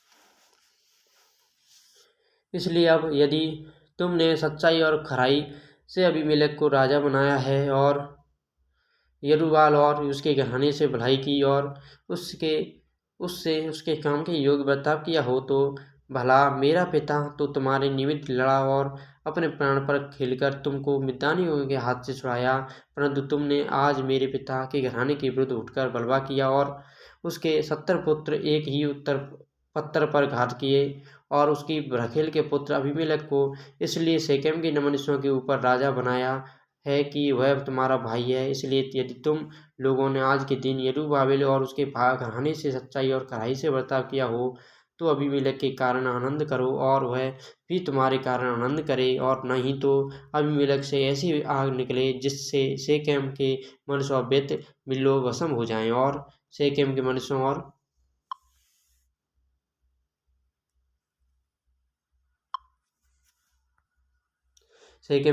और बेत मिल्लो से ऐसी आग निकले जिससे अबीमेलेक भस्म हो जाए। तब योताम भागा और अपने भाई अबीमेलेक के डर के मारे बेर को जाकर वहीं रहने लगा। अबीमेलेक इस्राएल के ऊपर 3 वर्ष हाकिम रहा। तब परमेश्वर ने अबीमेलेक और शेकेम के मनुष्यों के बीच एक बुरी आत्मा भेज दी, जो शेकेम के मनुष्य अबीमेलेक से विश्वासघात करने लगे, जिससे यरूब्बाबेल के 70 पुत्रों पर किए हुए उपद्रव का फल भोगा जाए और उनका खून उनके घात करने वाले उनके भाई अबीमेलेक के सिर पर और उसके अपने भाइयों के घात करने में उसकी सहायता करने वाले शेकेम के मनुष्यों के सिर पर भी हो। तब शेकेम के मनुष्यों ने पहाड़ों की चोटियों पर से उसके लिए घातकों को बिठाया, जो उसके मार्ग से सब आने जाने वालों को लूटते थे, और इसका समाचार अबीमेलेक को मिला। क्या मिला? इसका समाचार देखिए अबीमेलेक को मिला। हम देखेंगे क्या होता है। तब अबेद का पुत्र गाल अपने भाइयों समेत शेकेम में आया, और शेकेम के मनुष्यों ने उसका भरोसा किया, और उन्होंने मैदान में जाकर अपनी अपनी दाख की बारियों के फल तोड़े और उनका रस ढौंदा और स्तुति का बलिदान कर अपने देवता के मंदिर में जाकर खाने पीने और अबीमेलेक को कोसने लगे। तब एबेद के पुत्र गाल ने कहा, अबीमेलेक कौन है? शेकेम कौन है कि हम उसके अधीन रहें? क्या वह यरूब्बाल का पुत्र नहीं? क्या जबूल उसका सेनानायक नहीं, शेकेम के पिता अमोर के लोगों के तो अधीन हो, परंतु हम उसके अधीन क्यों रहें, और यह प्रजा मेरे बस में ही होती तो क्या ही भला होता। तब तो मैं अबीमेलेक को दूर करता। फिर उसने अबीमेलेक से कहा, अपनी सेना की गिनती बढ़ाकर निकल आ। क्या कहा मेरे प्रियो कि अपनी सेना की गिनती बढ़ाकर निकल आ। एबेद के पुत्र गाल की वे बातें सुनकर नगर के हाकिम जबूल का क्रोध भड़क उठा, और उसने अबीमेलेक के पास के दूतों से कहला भेजा, एबेद का पुत्र गाल और उसके भाई शेकेम आके नगर वालों को तेरा विरोध करने को भड़का रहे हैं, इसलिए तू अपने संग वालों समेत रात को उठकर मैदान में घात लगा, और सवेरे सूर्य के निकलते ही उठकर उस नगर पर चढ़ाई करना, और जब वह अपने संग वालों समेत तेरा सामना करने को निकले, तब जो तुझसे बन पड़े वही उससे करना। तब अबीमेलेक और उसके संग के सब लोग रात को उठ 4 दल बांधकर शेकेम के विरुद्ध घात में बैठ गए, और एबेद का पुत्र गाल बाहर जाकर नगर के फाटक में खड़ा हुआ। तब अबीमेलेक और उसके संगी का घात कर छोड़कर उठ उठ खड़े हुए। उन लोगों को देखकर गाल जबूल से कहने लगा, क्या कहने लगा देखते हैं।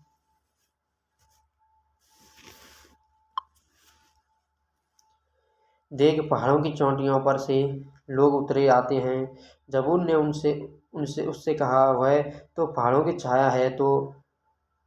छाया है जो तुझे मनुष्यों के समान दिखाई देती है। गाल ने फिर कहा, देख, लोग देश के बीचों बीच होकर उतर आते हैं, और एक दल मोन नीम नामक बांज वृक्ष के मार्ग से चला आता है। जबूल ने उससे कहा, तेरी यह बात कहाँ रही कि अबीमेलेक कौन है कि हम उसके अधीन रहें। यह तो वे ही लोग हैं जिनको तूने निकम्मा जाना था, इसलिए अब निकल कर उनसे लड़।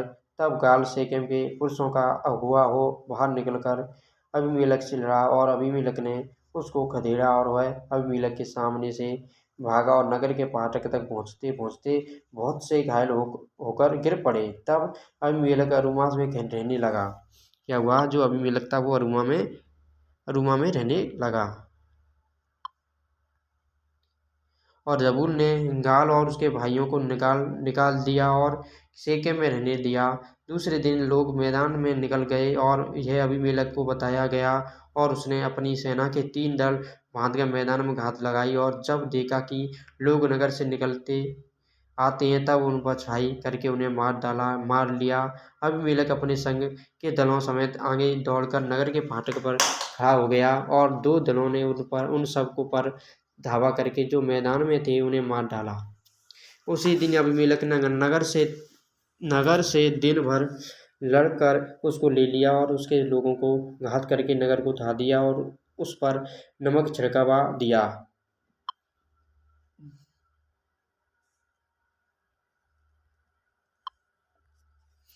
यह सुनकर शेकेम के गुमत के सब रहने वाले अलब रीत के मंदिर के गढ़ में जा घुसे। जब अबीमेलेक को यह समाचार मिला कि शेकेम की गुमत के सब प्रधान लोग इकट्ठे हुए हैं, तब वह अपने सब संगियों समेत सलीमोन नामक पहाड़ पर चढ़ गया। क्या हुआ, तब वो अपने सब संगियों सहित क्या सलीमान के पहाड़ पर चढ़ गया।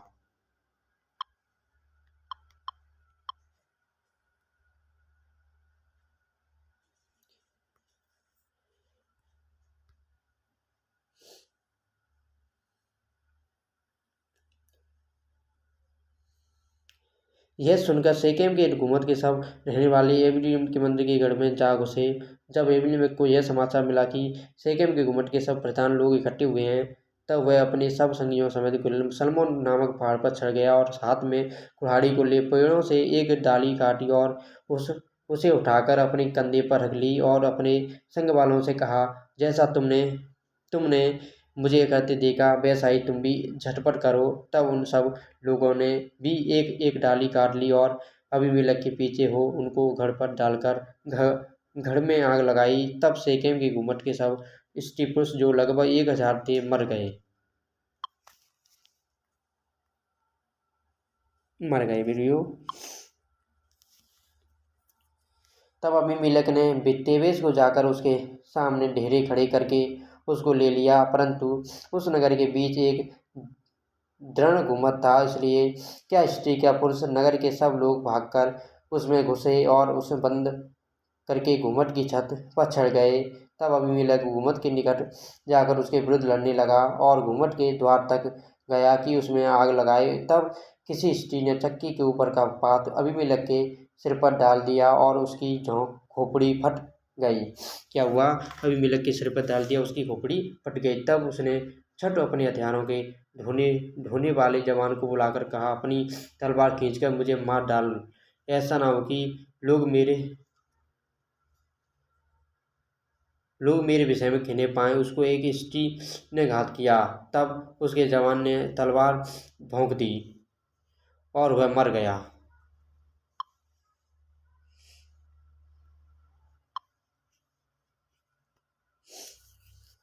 इस प्रकार जो दुष्ट लोकाम अबीमेलेक ने अपने 70 भाइयों को घात करके अपने पिता के साथ किया था, उसको परमेश्वर ने उसके सिर पर लौटा दिया। और शेकेम के पुरुषों के भी सब दुष्ट काम परमेश्वर ने उनके सिर पर लौटा दिए और यरूब्बाल के पुत्र योताम का श्राप उन पर घट गया। देखिए मेरे प्रियो, वो कहते हैं ना, जो मनुष्य ऐसा करता है वैसा ही फल पाता है। यहाँ पर भी हम क्या देखते हैं, ये अबीमेलेक ने भी गलत किया था तो उसको भी परमेश्वर ने दंड दिया, अबीमेलेक को भी परमेश्वर ने नहीं छोड़ा। ऐसे ही हमारा परमेश्वर दयालु है, उसके विरुद्ध कोई भी मनुष्य गलत करेगा तो परमेश्वर कदापि किसी को न छोड़ेगा। देखिए मेरे भाइयों, अब हम देखते हैं 10वें अध्याय को। 10वें अध्याय में क्या लिखा है? तौला और यारिक के चरित्र। यहाँ पर देखिए, तौला नाम का व्यक्ति है और यायर है। यायर के चरित्रों के बारे में इन पे बताया गया है। अबीमेलेक के बाद इसराइल को छुड़ाने के लिए तौला नामक एक इस्साकारी उठा। वह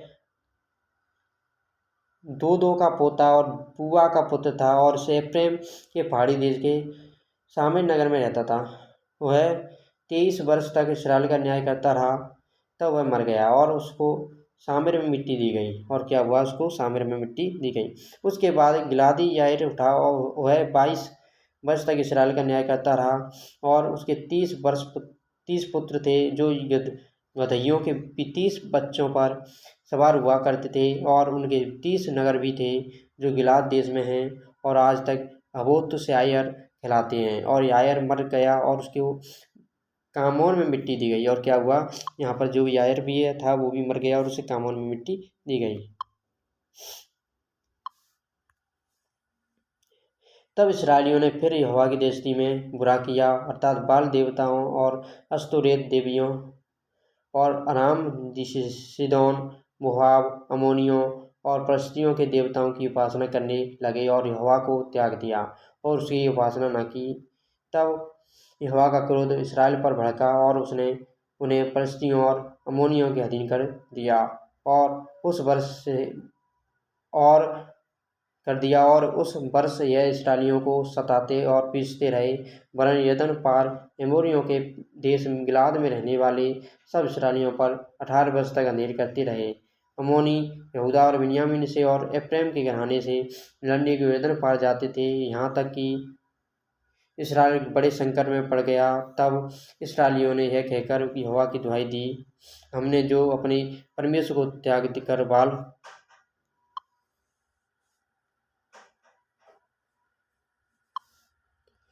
जो बाल देवताओं की उपासना की है, यह हमने तेरे विरुद्ध महापाप किया है। यहोवा ने इसराइलियों से कहा, क्या मैंने तुमको मिस्रियों, एमोरियों, अम्मोनियों और पलिश्तियों के हाथ से न छुड़ाया था? फिर जब सिदोनी और अमालेकी और मोहानी लोगों ने तुम पर अंधेर किया और तुमने मेरी दुहाई दी, तब मैंने तुमको उनके हाथ से भी न छुड़ाया, तो भी तुमने मुझे त्याग कर पराए देवताओं की उपासना की है। इसलिए मैं फिर तुमको न छुड़ाऊंगा। जाओ, अपने माने हुए देवताओं की दुहाई दो, तुम्हारे संकट के समय वे ही तुम्हें छुड़ाएं। इसराइलियों ने यहोवा से कहा, हमने पाप किया है। इसराइलियों ने, देखिए किससे कहा था? परमेश्वर से आपको दुहाई दे रहे हैं वो, और क्या कह रहे हैं? हमने पाप किया है परमेश्वर तेरी नज़र में। इसराइलियों ने यहोवा से कहा, हमने पाप किया है, इसलिए जो कुछ तेरी दृष्टि में भला हो वही हमसे कर, परंतु अभी हमें छुड़ा। तब वे पराए देवताओं को अपने मध्य में से दूर करके यहोवा की उपासना करने लगे और वह इसराइलियों के कष्ट के कारण खेदित हुआ। तब अम्मोनियों ने इकट्ठे होकर गिलाद में अपने ढेरे डाले और इसराइलियों ने भी इकट्ठे होकर मिस्पा में अपने ढेरे डाले। तब गिलाद के हाकिम एक दूसरे से कहने लगे, कौन पुरुष अम्मोनियों से संग्राम आरंभ करेगा, वही वही गिलाद के सब निवासियों का प्रधान ठहरेगा। वही क्या होगा, वही गिलाद के सब निवासियों का प्रधान ठहरेगा।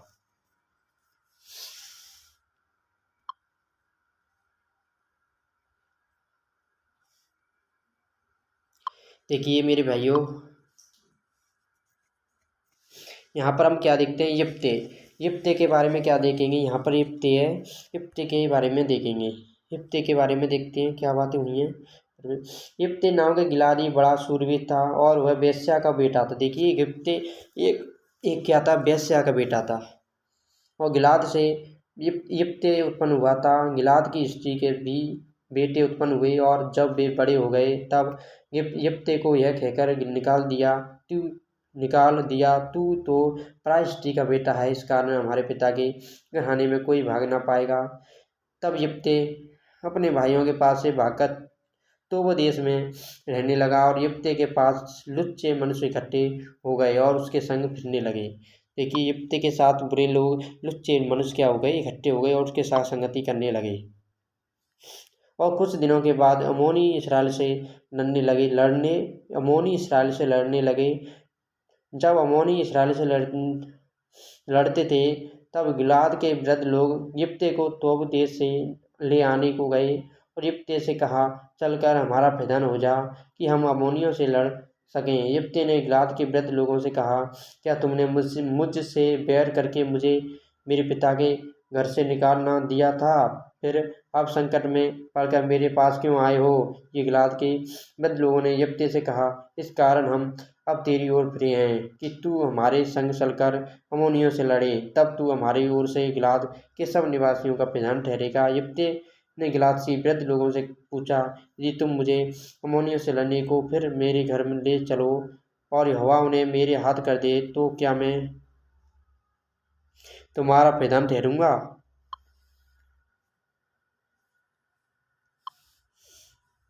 गिलाद के वृद्ध लोगों ने यह यिप्ते से कहा, निश्चय हम तेरी इस बात के अनुसार करेंगे, यहोवा हमारे और तेरे बीच में इन वचनों का होने वाला है। तब यिप्ते गिलाद के वृद्ध लोगों के संग चला और लोगों ने उसको अपने ऊपर मुखिया और प्रधान ठहराया और यिप्ते ने अपनी सब बातें मिस्पा में यहोवा के सम्मुख कह सुनाई। और क्या सब बातें उसने मिस्पा में यहोवा के सामने, परमेश्वर के सामने कह सुनाई।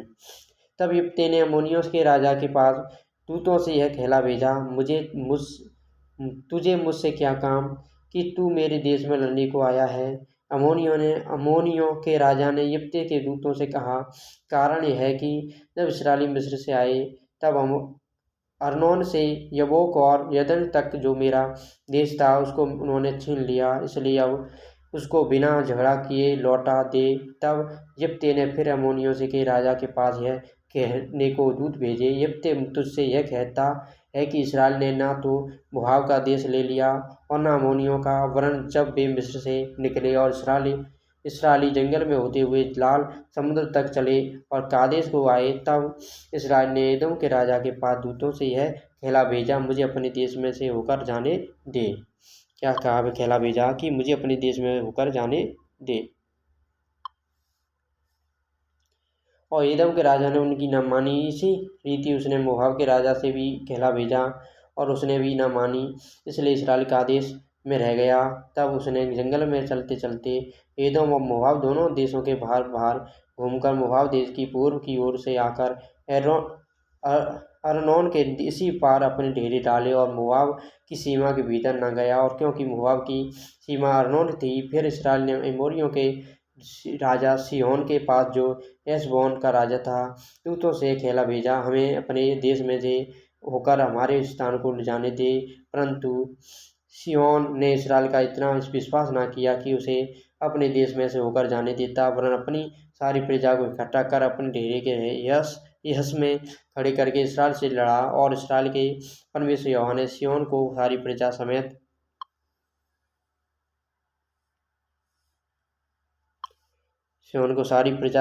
इसराइल के हाथ में कर दिया और उन्होंने उनको मार लिया। इसलिए इसराइल उस देश के निवासी एमोरियों के सारे देश का अधिकारी हो गया।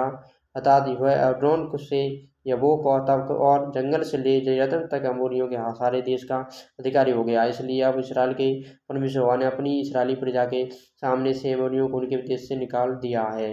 फिर क्या तू उसका अधिकारी होने पाएगा? क्या तू उसका अधिकारी ना होगा जिसका तेरा कमोश देवता तुझे अधिकारी कर दे? इसी प्रकार से जिन लोगों को हमारा परमेश्वर यहोवा हमारे सामने से निकाले उनके देश के अधिकारी हम होंगे।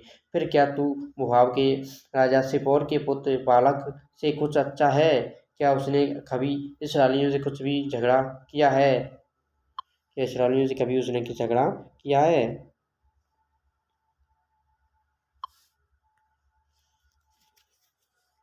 क्या वह उनसे कभी लड़ा? जबकि इसराइल हेशबोन और उसके गाँव में और अरोएर और उसके गाँव में और अर्नोन के किनारे के सब नगरों में 300 वर्ष से बसा है, तो इतने दिनों में तुम लोगों ने उसको क्यों नहीं छुड़ा लिया?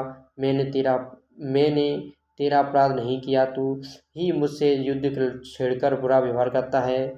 इसलिए यहोवा जो न्यायी है वह इसराइलियों और अम्मोनियों के बीच में आज न्याय करे। तो भी अम्मोनियों के राजा ने यिप्तह की यह बातें न मानी जिनको उसने खिला भेजा था।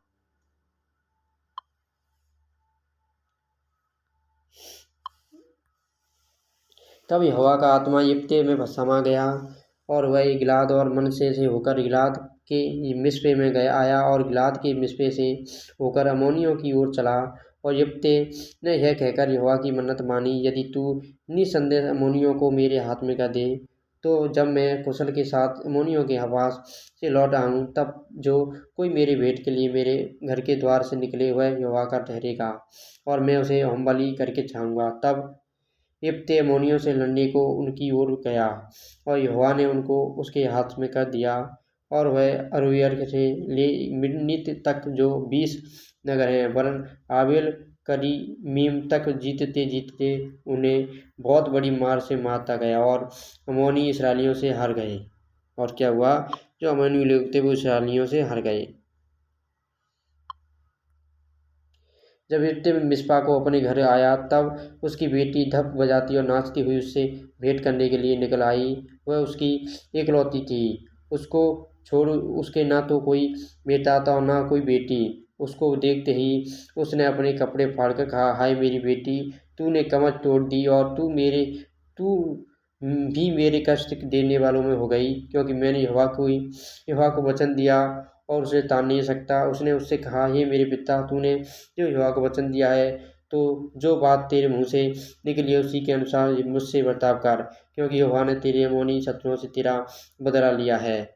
फिर उसने अपने पिता से कहा, मेरे लिए यह किया जाए कि 2 महीने तक मुझे छोड़े रहे कि मैं अपनी सहेलियों सहित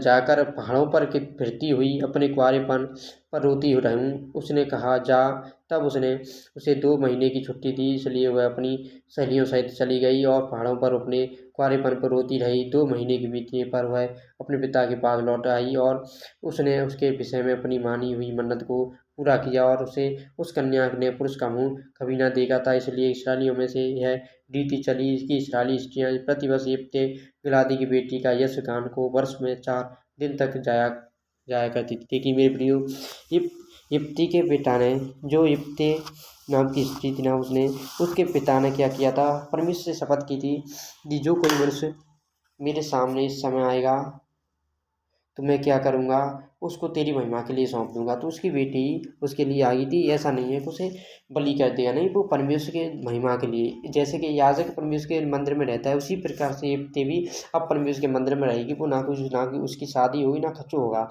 वो हमेशा परमेश्वर के लिए उसने क्या यिप्तह ने दे दी। यही यिप्तह के पिता ने परमेश्वर को यहाँ पर दे दिया है। यही बात है यहाँ पर हुई है।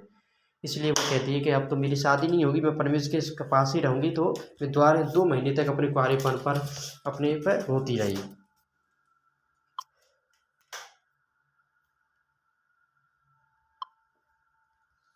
देखिए प्रियो, अगले वचन में हम क्या पढ़ते हैं? यिप्तह और एप्रैम का टकराव। यहाँ पर हम क्या देखते हैं मेरे भाइयों? 12वें अध्याय में यिप्तह और एप्रैम का टकराव। देखिए अब हम क्या देखेंगे? यिप्तह और एप्रैम के टकराव के बारे में देखेंगे। कि यिप्ते और एप्रैम का टकराव क्या है, और यिप्ते एप्रैम क्या बताना चाहते हैं, क्या कहना चाहते हैं। यिप्ते और एप्रैम का टकराव। यिप्ते तो देखिए उसकी पुत्री है, और एप्रैम अभी हम देखेंगे कौन क्या है, और सब कुछ हम इसमें पढ़ने वाले हैं।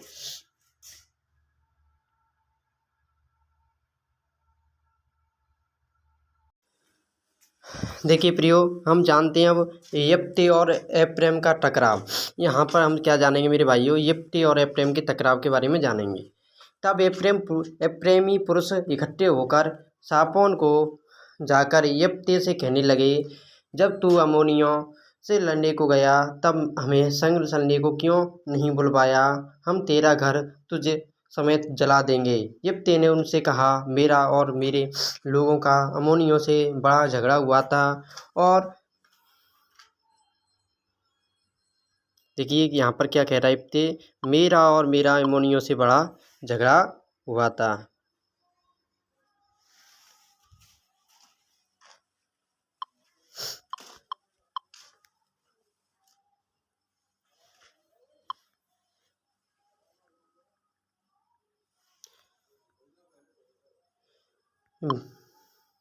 झगड़ा हुआ था, और जब मैंने तुमसे सहायता मांगी तब तुमने मुझे उनके हाथ से नहीं बचाया।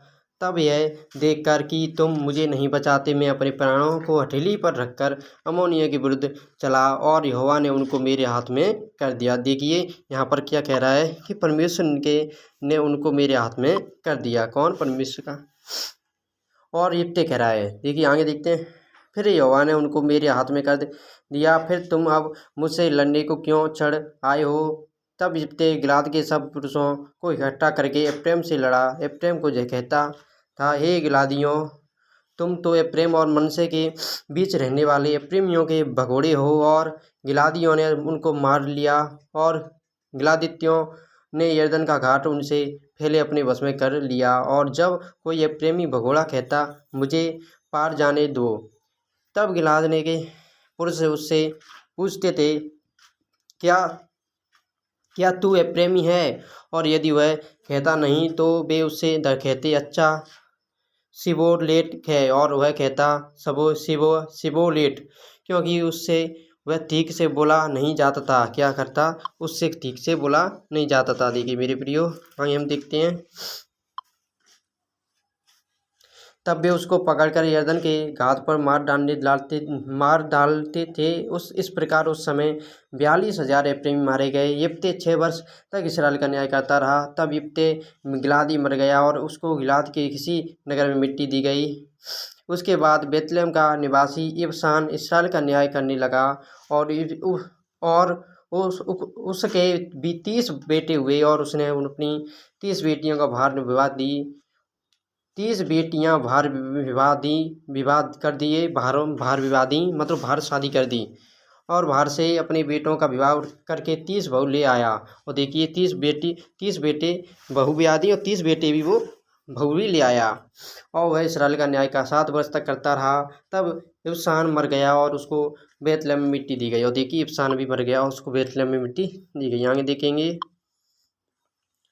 उसके बाद जबूलूनी एलोन इसराइल का न्याय करने लगा, और वह इसराइल का न्याय 10 वर्ष तक करता रहा। तब एलोन जबूलूनी मर गया, और उसको जबूलून के देश के अयालोन में मिट्टी दी गई। उसके बाद पिरातोनी हेलेल का पुत्र अबदोन इसराइल का न्याय करने लगा, और उसके 40 बेटे और 30 पोते हुए, जो गदहियों के 70 बच्चों पर सवार हुआ करते थे। वे 8 वर्ष तक इसराइल का न्याय करता रहा। तब पिरातोनी हिलेल का पुत्र अबदोन मर गया, और उसको एप्रैम के देश के पिरातोन में, जो अमोनियों के पहाड़ी देश में, मिट्टी दी गई। क्या हुआ? अमोनियों के जो पहाड़ी देश में, उसमें उसे मिट्टी दी गई।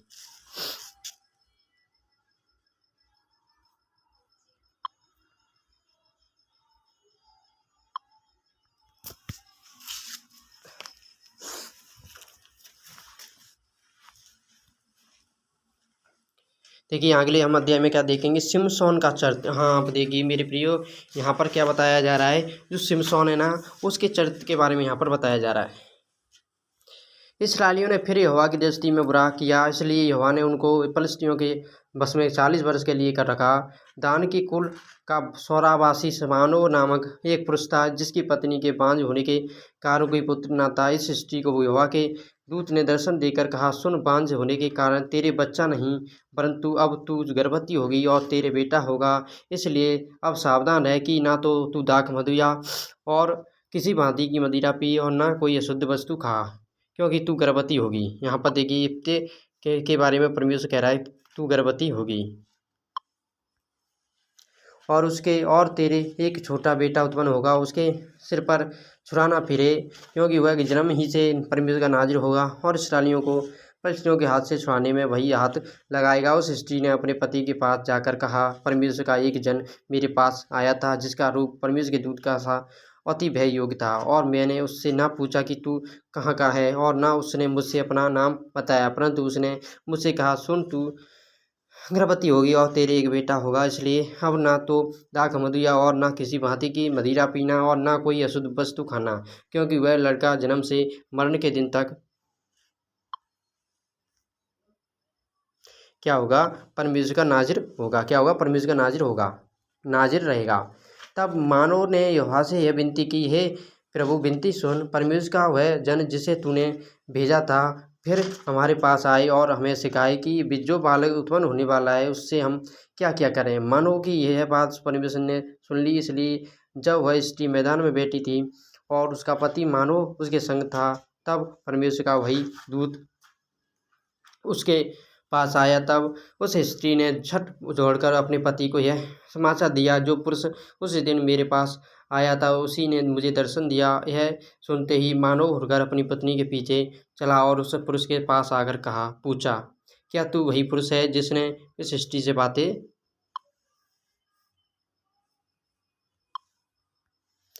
की थीं? उसने कहा, मैं वही हूँ। मानव ने कहा, जब तेरे वचन पूरे हो जाएं तो उस बालक का कैसा ढंग और उसका क्या काम होगा। यहोवा के दूत ने मानव से कहा, जितनी वस्तुओं की चर्चा मैंने इस स्त्री से कही थी उन सबसे यह परे रहे। यह कोई वस्तु जो दाखलता से उत्पन्न होती है ना खाए, और ना दाख मदिरा और किसी भांति की मदिरा पिए, और ना कोई अशुद्ध वस्तु खाए, और जो आज्ञा मैंने इसको दी थी उसी को यह माने। मानो ने यहोवा के दूत से कहा, हम तुझको रोक लें कि तेरे लिए बकरी का एक बच्चा पकाकर तैयार करें।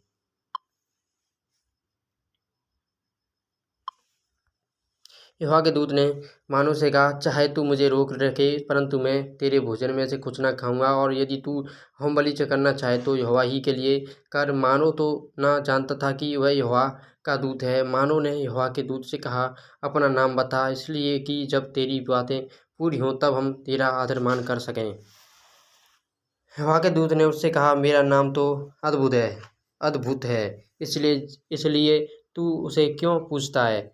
तब मानव ने अन्नबलि में समेत बकरी का एक बच्चा लेकर चट्टान में यहोवा के लिए चढ़ाया। तब उस दूत के ने मानव और उसकी पत्नी के देखते देखते एक अद्भुत काम किया। अर्थात जब लो उस वेदी पर से आकाश की ओर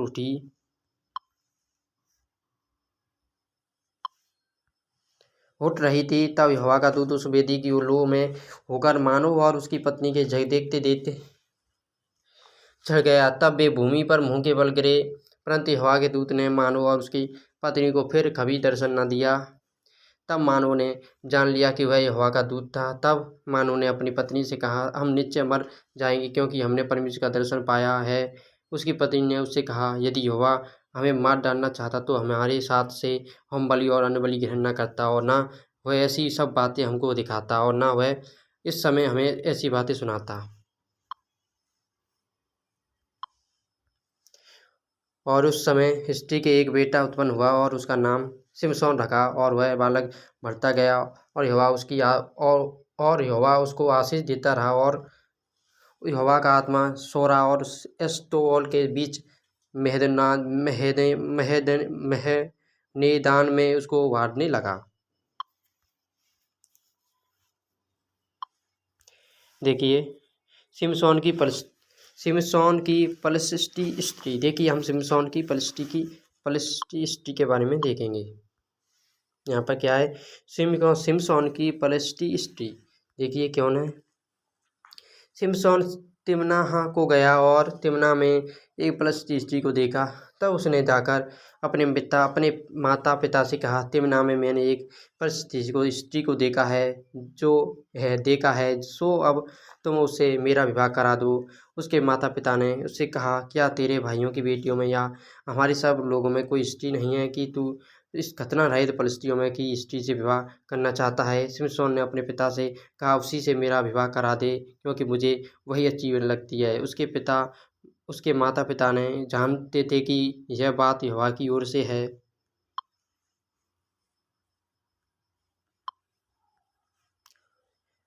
कि वह पलिश्तियों के विरुद्ध दाव ढूंढता है। उस समय तो पलिश्ती इस्राएल पर प्रभुता करते थे।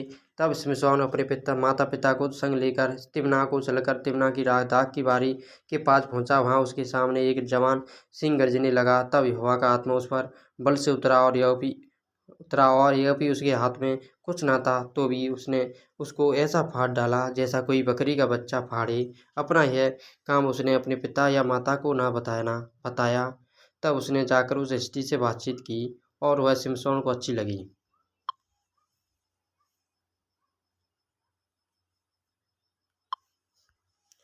कुछ दिनों के बीतने पर वह उसे लाने को लौट चला और उस सिंह की लौट देखने के लिए मार्ग से मुड़ गया, तो क्या देखा कि सिंह की लौट में मधुमक्खियों का एक झुंड और मधु भी है। तब वह उसमें से कुछ हाथ में लेकर खाते खाते अपने माता पिता के पास गया और उनको यह बिना बताए कि मैंने इसको सिंह की लौट में से निकाला है, कुछ दिया और उन्होंने भी उसे खाया। तब उसका पिता उस स्त्री के यहाँ गया और शिमशोन ने जवानों की रीति के अनुसार वहाँ भोज दिया। उसको देखकर वे उसके संग रहने के लिए 30 संगियों को ले आए। शिमशोन ने उनसे कहा, मैं तुमसे एक पहेली कहता हूँ।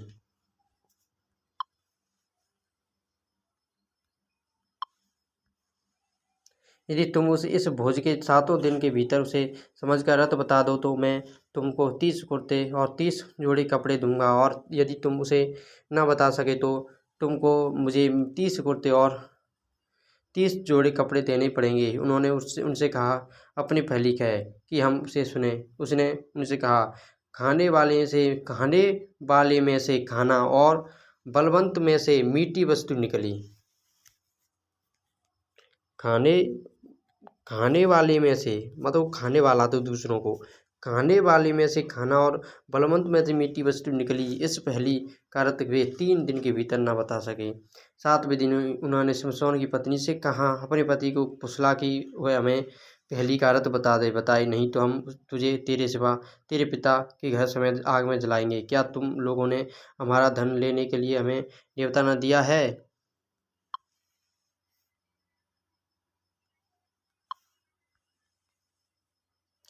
कि यह बात नहीं? तब शिमशोन की पत्नी यह कहकर उसके सामने रोने लगी, तू तो मुझसे प्रेम नहीं, बैर ही रखता है कि तूने एक पहेली मेरी जाति के लोगों से तो कही है, परंतु मुझको उसका अर्थ भी नहीं बताया। उसने कहा, मैंने उसे अपनी माता या पिता को भी नहीं बताया, फिर क्या मैं तुझको बता दूं? भोज के 7वें दिन में वह स्त्री उसके सामने रोती रही और 7वें दिन जब उसने उसको बहुत तंग किया, तब उसने उसको पहेली का अर्थ बता दिया। तब उसने उसे अपनी जाति के लोगों को बता दिया। तब 7वें दिन सूर्य डूबने न पाया कि उस नगर के मनुष्यों ने शिमशोन से कहा, मधु से अधिक क्या मीठा,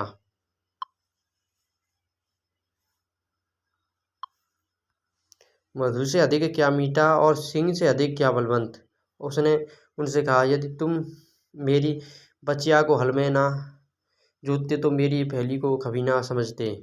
तब यहोवा का आत्मा उस पर बल से उतरा और उसने अस्कलोन को जाकर वहाँ के 30 पुरुषों को मार डाला और उनका धन लूटकर 30 जोड़ी कपड़ों को पहेली के बताने वालों को दे दिया। तब उसका क्रोध भड़का और वह अपने पिता के घर गया और शिमशोन की पत्नी का उसके एक संगी के साथ, जिससे उसने मित्र का सा बर्ताव किया था, विवाह कर दिया गया।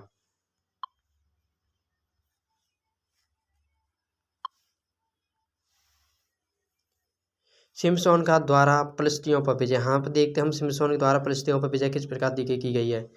परंतु कुछ दिनों बाद से गेहूं की कटनी के दिनों में शिमशोन बकरी का एक बच्चा लेकर अपनी ससुराल में जाकर कहा, मैं अपनी पत्नी के पास कोठरी में जाऊंगा, परंतु उसके पास ससुर ने उसे भीतर जाने से रोका और उसके ससुर ने कहा, मैं सचमुच यह जानता था कि तू उसे बैर ही रखता है, इसलिए मैंने उसका तेरे साथी से विवाह कर दिया। क्या उसकी छोटी बहन उससे सुंदर नहीं है? उसके बदले उसी से विवाह कर ले। शिमशोन ने उन लोगों से कहा, अब चाहे मैं फ़लिश्तियों की हानि भी करूँ तो भी उनके विषय में निर्दोष ठहरूँगा।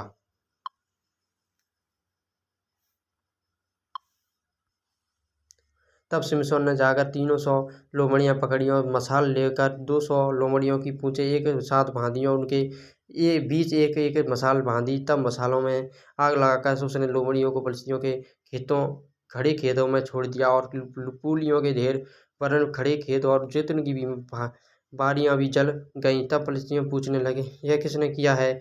लोगों ने कहा, उसके तिम्नाह के दामाद शिमशोन ने यह इसलिए किया है कि उसके ससुर ने उसकी पत्नी का उसके साथी से विवाह कर दिया है। तब फ़लिश्तियों ने जाकर उस पत्नी और उसके पिता दोनों को आग में जला दिया। तब फ़लिश्तियों ने उसके जाकर उस पत्नी और उसके पिता दोनों को जला दिया।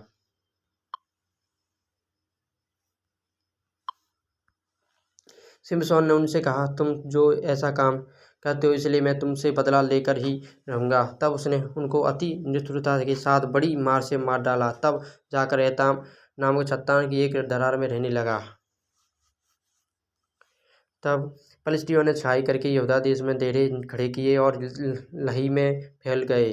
तब यहूदी मनुष्यों ने उनसे पूछा, तुम हम पर क्यों छाई करते हो? उन्होंने उत्तर दिया, शिमशोन को बांधने के लिए छाई करते हैं कि जैसे उसने हमसे किया वैसे ही हम भी उससे करें। तब 3000 यहूदी पुरुष एताम नामक चट्टान की दरार में जाकर शिमशोन से कहने लगे, क्या तू नहीं जानता कि फ़लिश्ती हम पर प्रभुता करते हैं? फिर तूने हमसे ऐसा क्यों किया?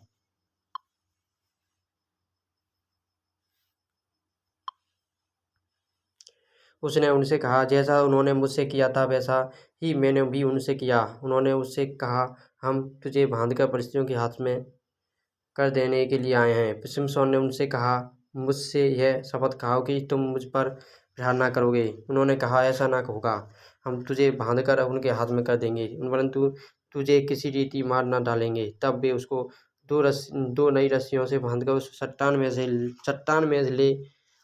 में से ले गए। वह लही तक आ गया। फ़लिश्ती उसको देखकर ललकारने लगे। तब यहोवा का आत्मा उस पर बल से उतरा और उसकी बाहों की रस्सियाँ आग में जल हुए सन के समान हो गईं। और देखिए, उसकी रस्सियाँ आग में जले हुए सन के समान हो गईं।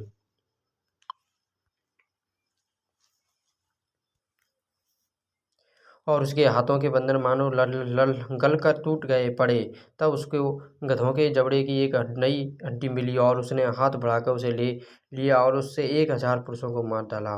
तब शिमशोन ने कहा, गधे के जबड़े की हड्डी से ढेर के ढेर लग गए। गधे के जबड़े की हड्डी ही से मैंने 1000 पुरुषों को मार डाला।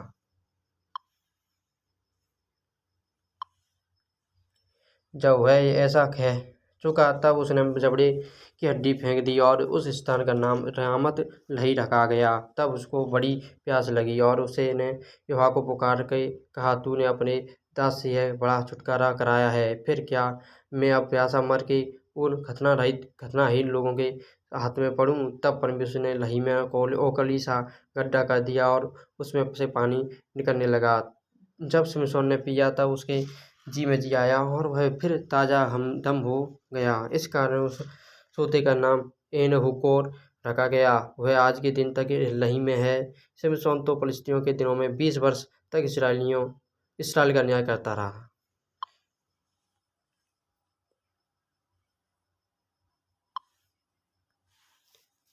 शिमशोन और दलीला।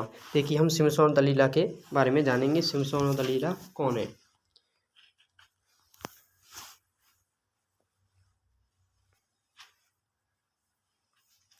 देखिए प्रियो, तब शिमशोन गाज़ा को गया और वहाँ एक वेश्या को देखकर उसके पास गया। जब गाज़ा वासियों को इसका समाचार मिला कि शिमशोन यहाँ आया है, तब उन्होंने उसको घेर लिया और रात भर नगर के फाटक में पर उसकी घात में लगे रहे और यह कहकर रात भर चुपचाप रहे कि भोर होते ही हम उसको घात करेंगे।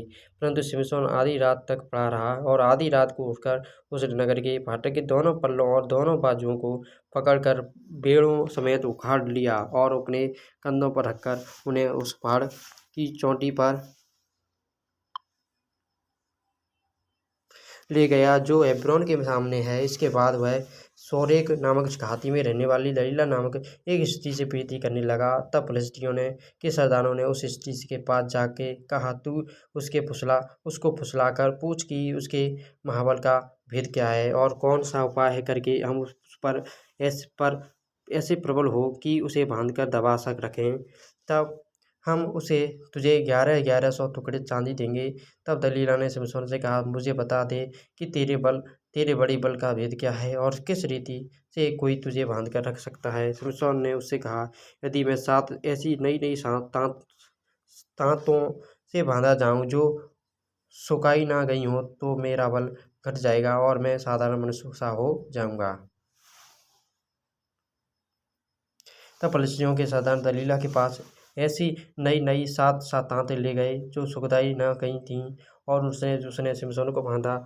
उसके पास तो कुछ मनुष्य कोठी में घात लगाए बैठे थे। तब उसने उससे कहा, हे शिमशोन, परिस्थिति तेरा घात में है। तब उसने तांतों को ऐसा तोड़ा जैसा सन का सूत आग से छूटे ही टूट जाता है और उसके बल का भेद न खुला। तब दलीला ने शिमशोन से कहा, सुन, तूने तो मुझसे छल किया है और झूठ कहा है। अब मुझे बता दे कि तू किस वस्तु से बंध सकता है। उसने उससे कहा, यदि मैं ऐसी नई नई रस्सियों से जो किसी काम में न आई हो घसकर बांधा जाऊं तो मेरा बल घट जाएगा और मैं साधारण मनुष्य के समान हो जाऊंगा। तब दलीला ने नई नई रस्सियां लेकर उसको बांध कर कहा, हे शिमशोन, फलिस्तियों तेरा हाथ में है। कितने मनुष्य उस कोठरी में घात लगाए हुए थे। तब उसने उनको सूत के समान अपनी भुजाओं पर से तोड़ डाला। तब दलीला ने शिमशोन से कहा, अब तक तू मुझसे छल करना और झूठ बोलता आया है। अब मुझे बता दे कि तू किस से बंध सकता है। उसने कहा, यदि तू मेरे सिर की 7 लटें ताने में बुने तो बंध सकूंगा। तब उसने उसे घूंटी से जकड़ा। तब उसने कहा, शिमशोन, परिस्थिति तेरी हाथ में है। तब वह नींद से चौंक उठा और खूंटी को धरमे से उखाड़कर उसे ताने में समेत ले गया। तब दलीला ने उससे कहा, तेरा मन तो मुझ में नहीं लगा, फिर तू क्यों कहता है कि मैं तुझसे प्रीति रखता हूँ। तूने यह 3 बार मुझसे छल किया और मुझे नहीं बताया कि तेरे बड़े बल का भेद क्या है। इस प्रकार जब उसने हर दिन बातें करते करते उसको तंग किया और यहाँ तक कि हट किया कि उसको नाकों में दम कहा गया, तब उसने अपने मन का सारा भेद खोलकर उससे कहा, मेरे सिर पर छुरा कभी नहीं रहा, क्योंकि मैं माँ के पेट ही से नाम परमेश्वर का नाजिर हूँ। यदि मैं बूढ़ा जाऊँ तो मेरा बल इतना घट जाएगा कि मैं साधारण मनुष्य हो जाऊंगा। यह देखकर कि उसने अपने मन का सारा भेद मुझसे कह दिया है, दलीला ने फलिस्तियों के सरदारों के पास कहला भेजा, अब की बार फिर आओ, क्योंकि उसने अपने मन का सारा भेद मुझे बता दिया है। तब फलिस्तियों के सरदार हाथ में रुपया लिए वे उसके पास गए। तब उसने उसको अपने घुटनों पर सुला दिया रखा और एक मनुष्य बुलवाकर उसके सिर की 7 लटें मुड़वा डालीं और वह उसको दबाने लगी और वह निर्बल हो गया। तब उसने कहा, हे शिमशोन, परिस्थिति तेरी हाथ में है। तब वह चौंक कर सोचने लगा, मैं पहले के समान बाहर जाकर झटकूंगा। वह तो ना जानता था कि यहोवा उसके पास से चला गया। तब फलिस्तियों ने उसको पकड़कर उसकी आंखें फोड़ डालीं और उसे गांजा को लेकर जाके पीतल की भेड़ियों से सकड़ लिया और वह बंदी गृह में चक्की पीसने लगा। उसके सिर के बाल मुंड जाने के बाद फिर बढ़ने लगे। तब फलिस्तियों के सरदार अपने दागोन नामक देवता के लिए बड़ा यज्ञ और आनंद करने को यह कहकर इकट्ठे हुए, हमारे देवता ने हमारे शत्रु शिमशोन को हमारे हाथ में कर दिया है। और जब लोगों ने उसे देखा तब क्या यह कहकर उस अपने इस देवता की स्तुति की, हमारे देवता ने हमारे शत्रु को और हमारे देश का नाश करने वाले को, उसने हम में से बहुतों को मार भी डाला, हमारे हाथ में कर दिया है। जब उनका मन मगन हो गया तब उन्होंने कहा शिमशोन को बुलवा लो कि वह हमारे लिए तमाशा करे। इसलिए शिमशोन बंदी गृह में से बुलवाया गया और उनके लिए तमाशा करने लगा और खम्भों के बीच खड़ा कर दिया गया। तब शिमशोन ने उस लड़के से जो उसका हाथ पकड़े था कहा, मुझे उन खम्भों को जिनसे घर संभला हुआ है छूने दे कि मैं उस पर टेक लगाऊं। वह घर तो स्त्री पुरुषों से भरा हुआ था। इस फलिश्तियों के सब सरदार भी वहाँ थे और छत पर कोई 3000 स्त्री और पुरुष थे जो शिमशोन को तमाशा करते हुए देख रहे थे।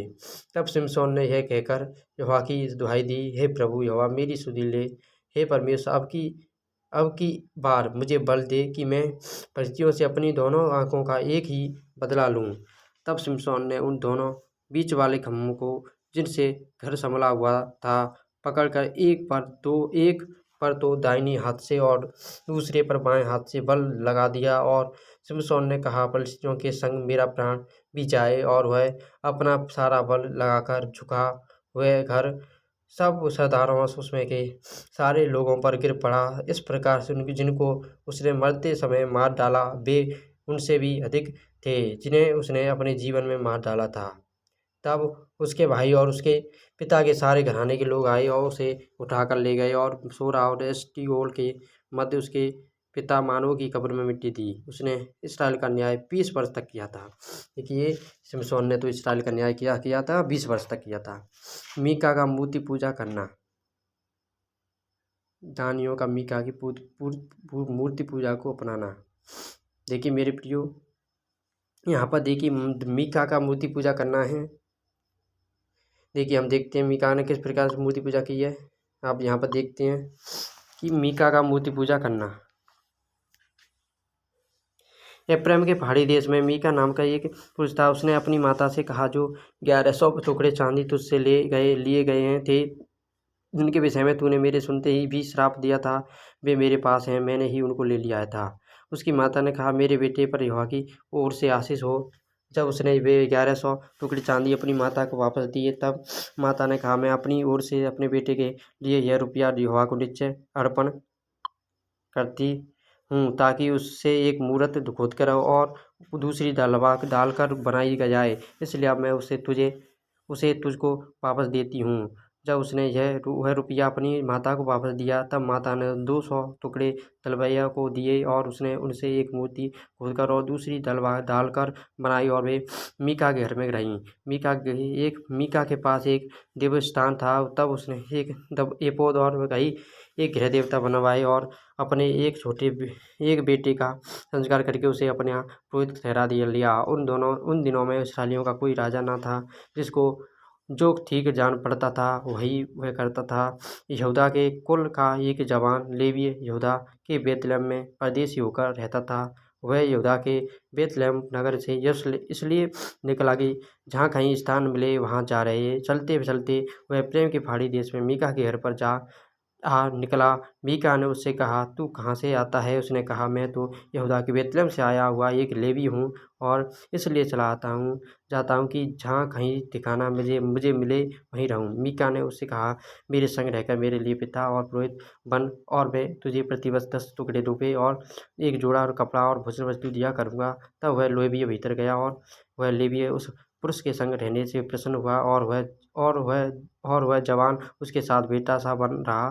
तब मीका ने उस लेवीय का संस्कार किया और उस जवान का उसका पुरोहित भी होकर मीका के घर में रहने लगा। और मीका सोचता था कि अब मैं जानता हूँ कि यहोवा मेरा भला करेगा, क्योंकि मैंने एक लेवीय को अपना पुरोहित रखा है। देखिए मेरे प्रियो, दानियों का मीका की पूजा को अपनाना। देखिए अब हम इन अध्यायों को बाद में पढ़ेंगे।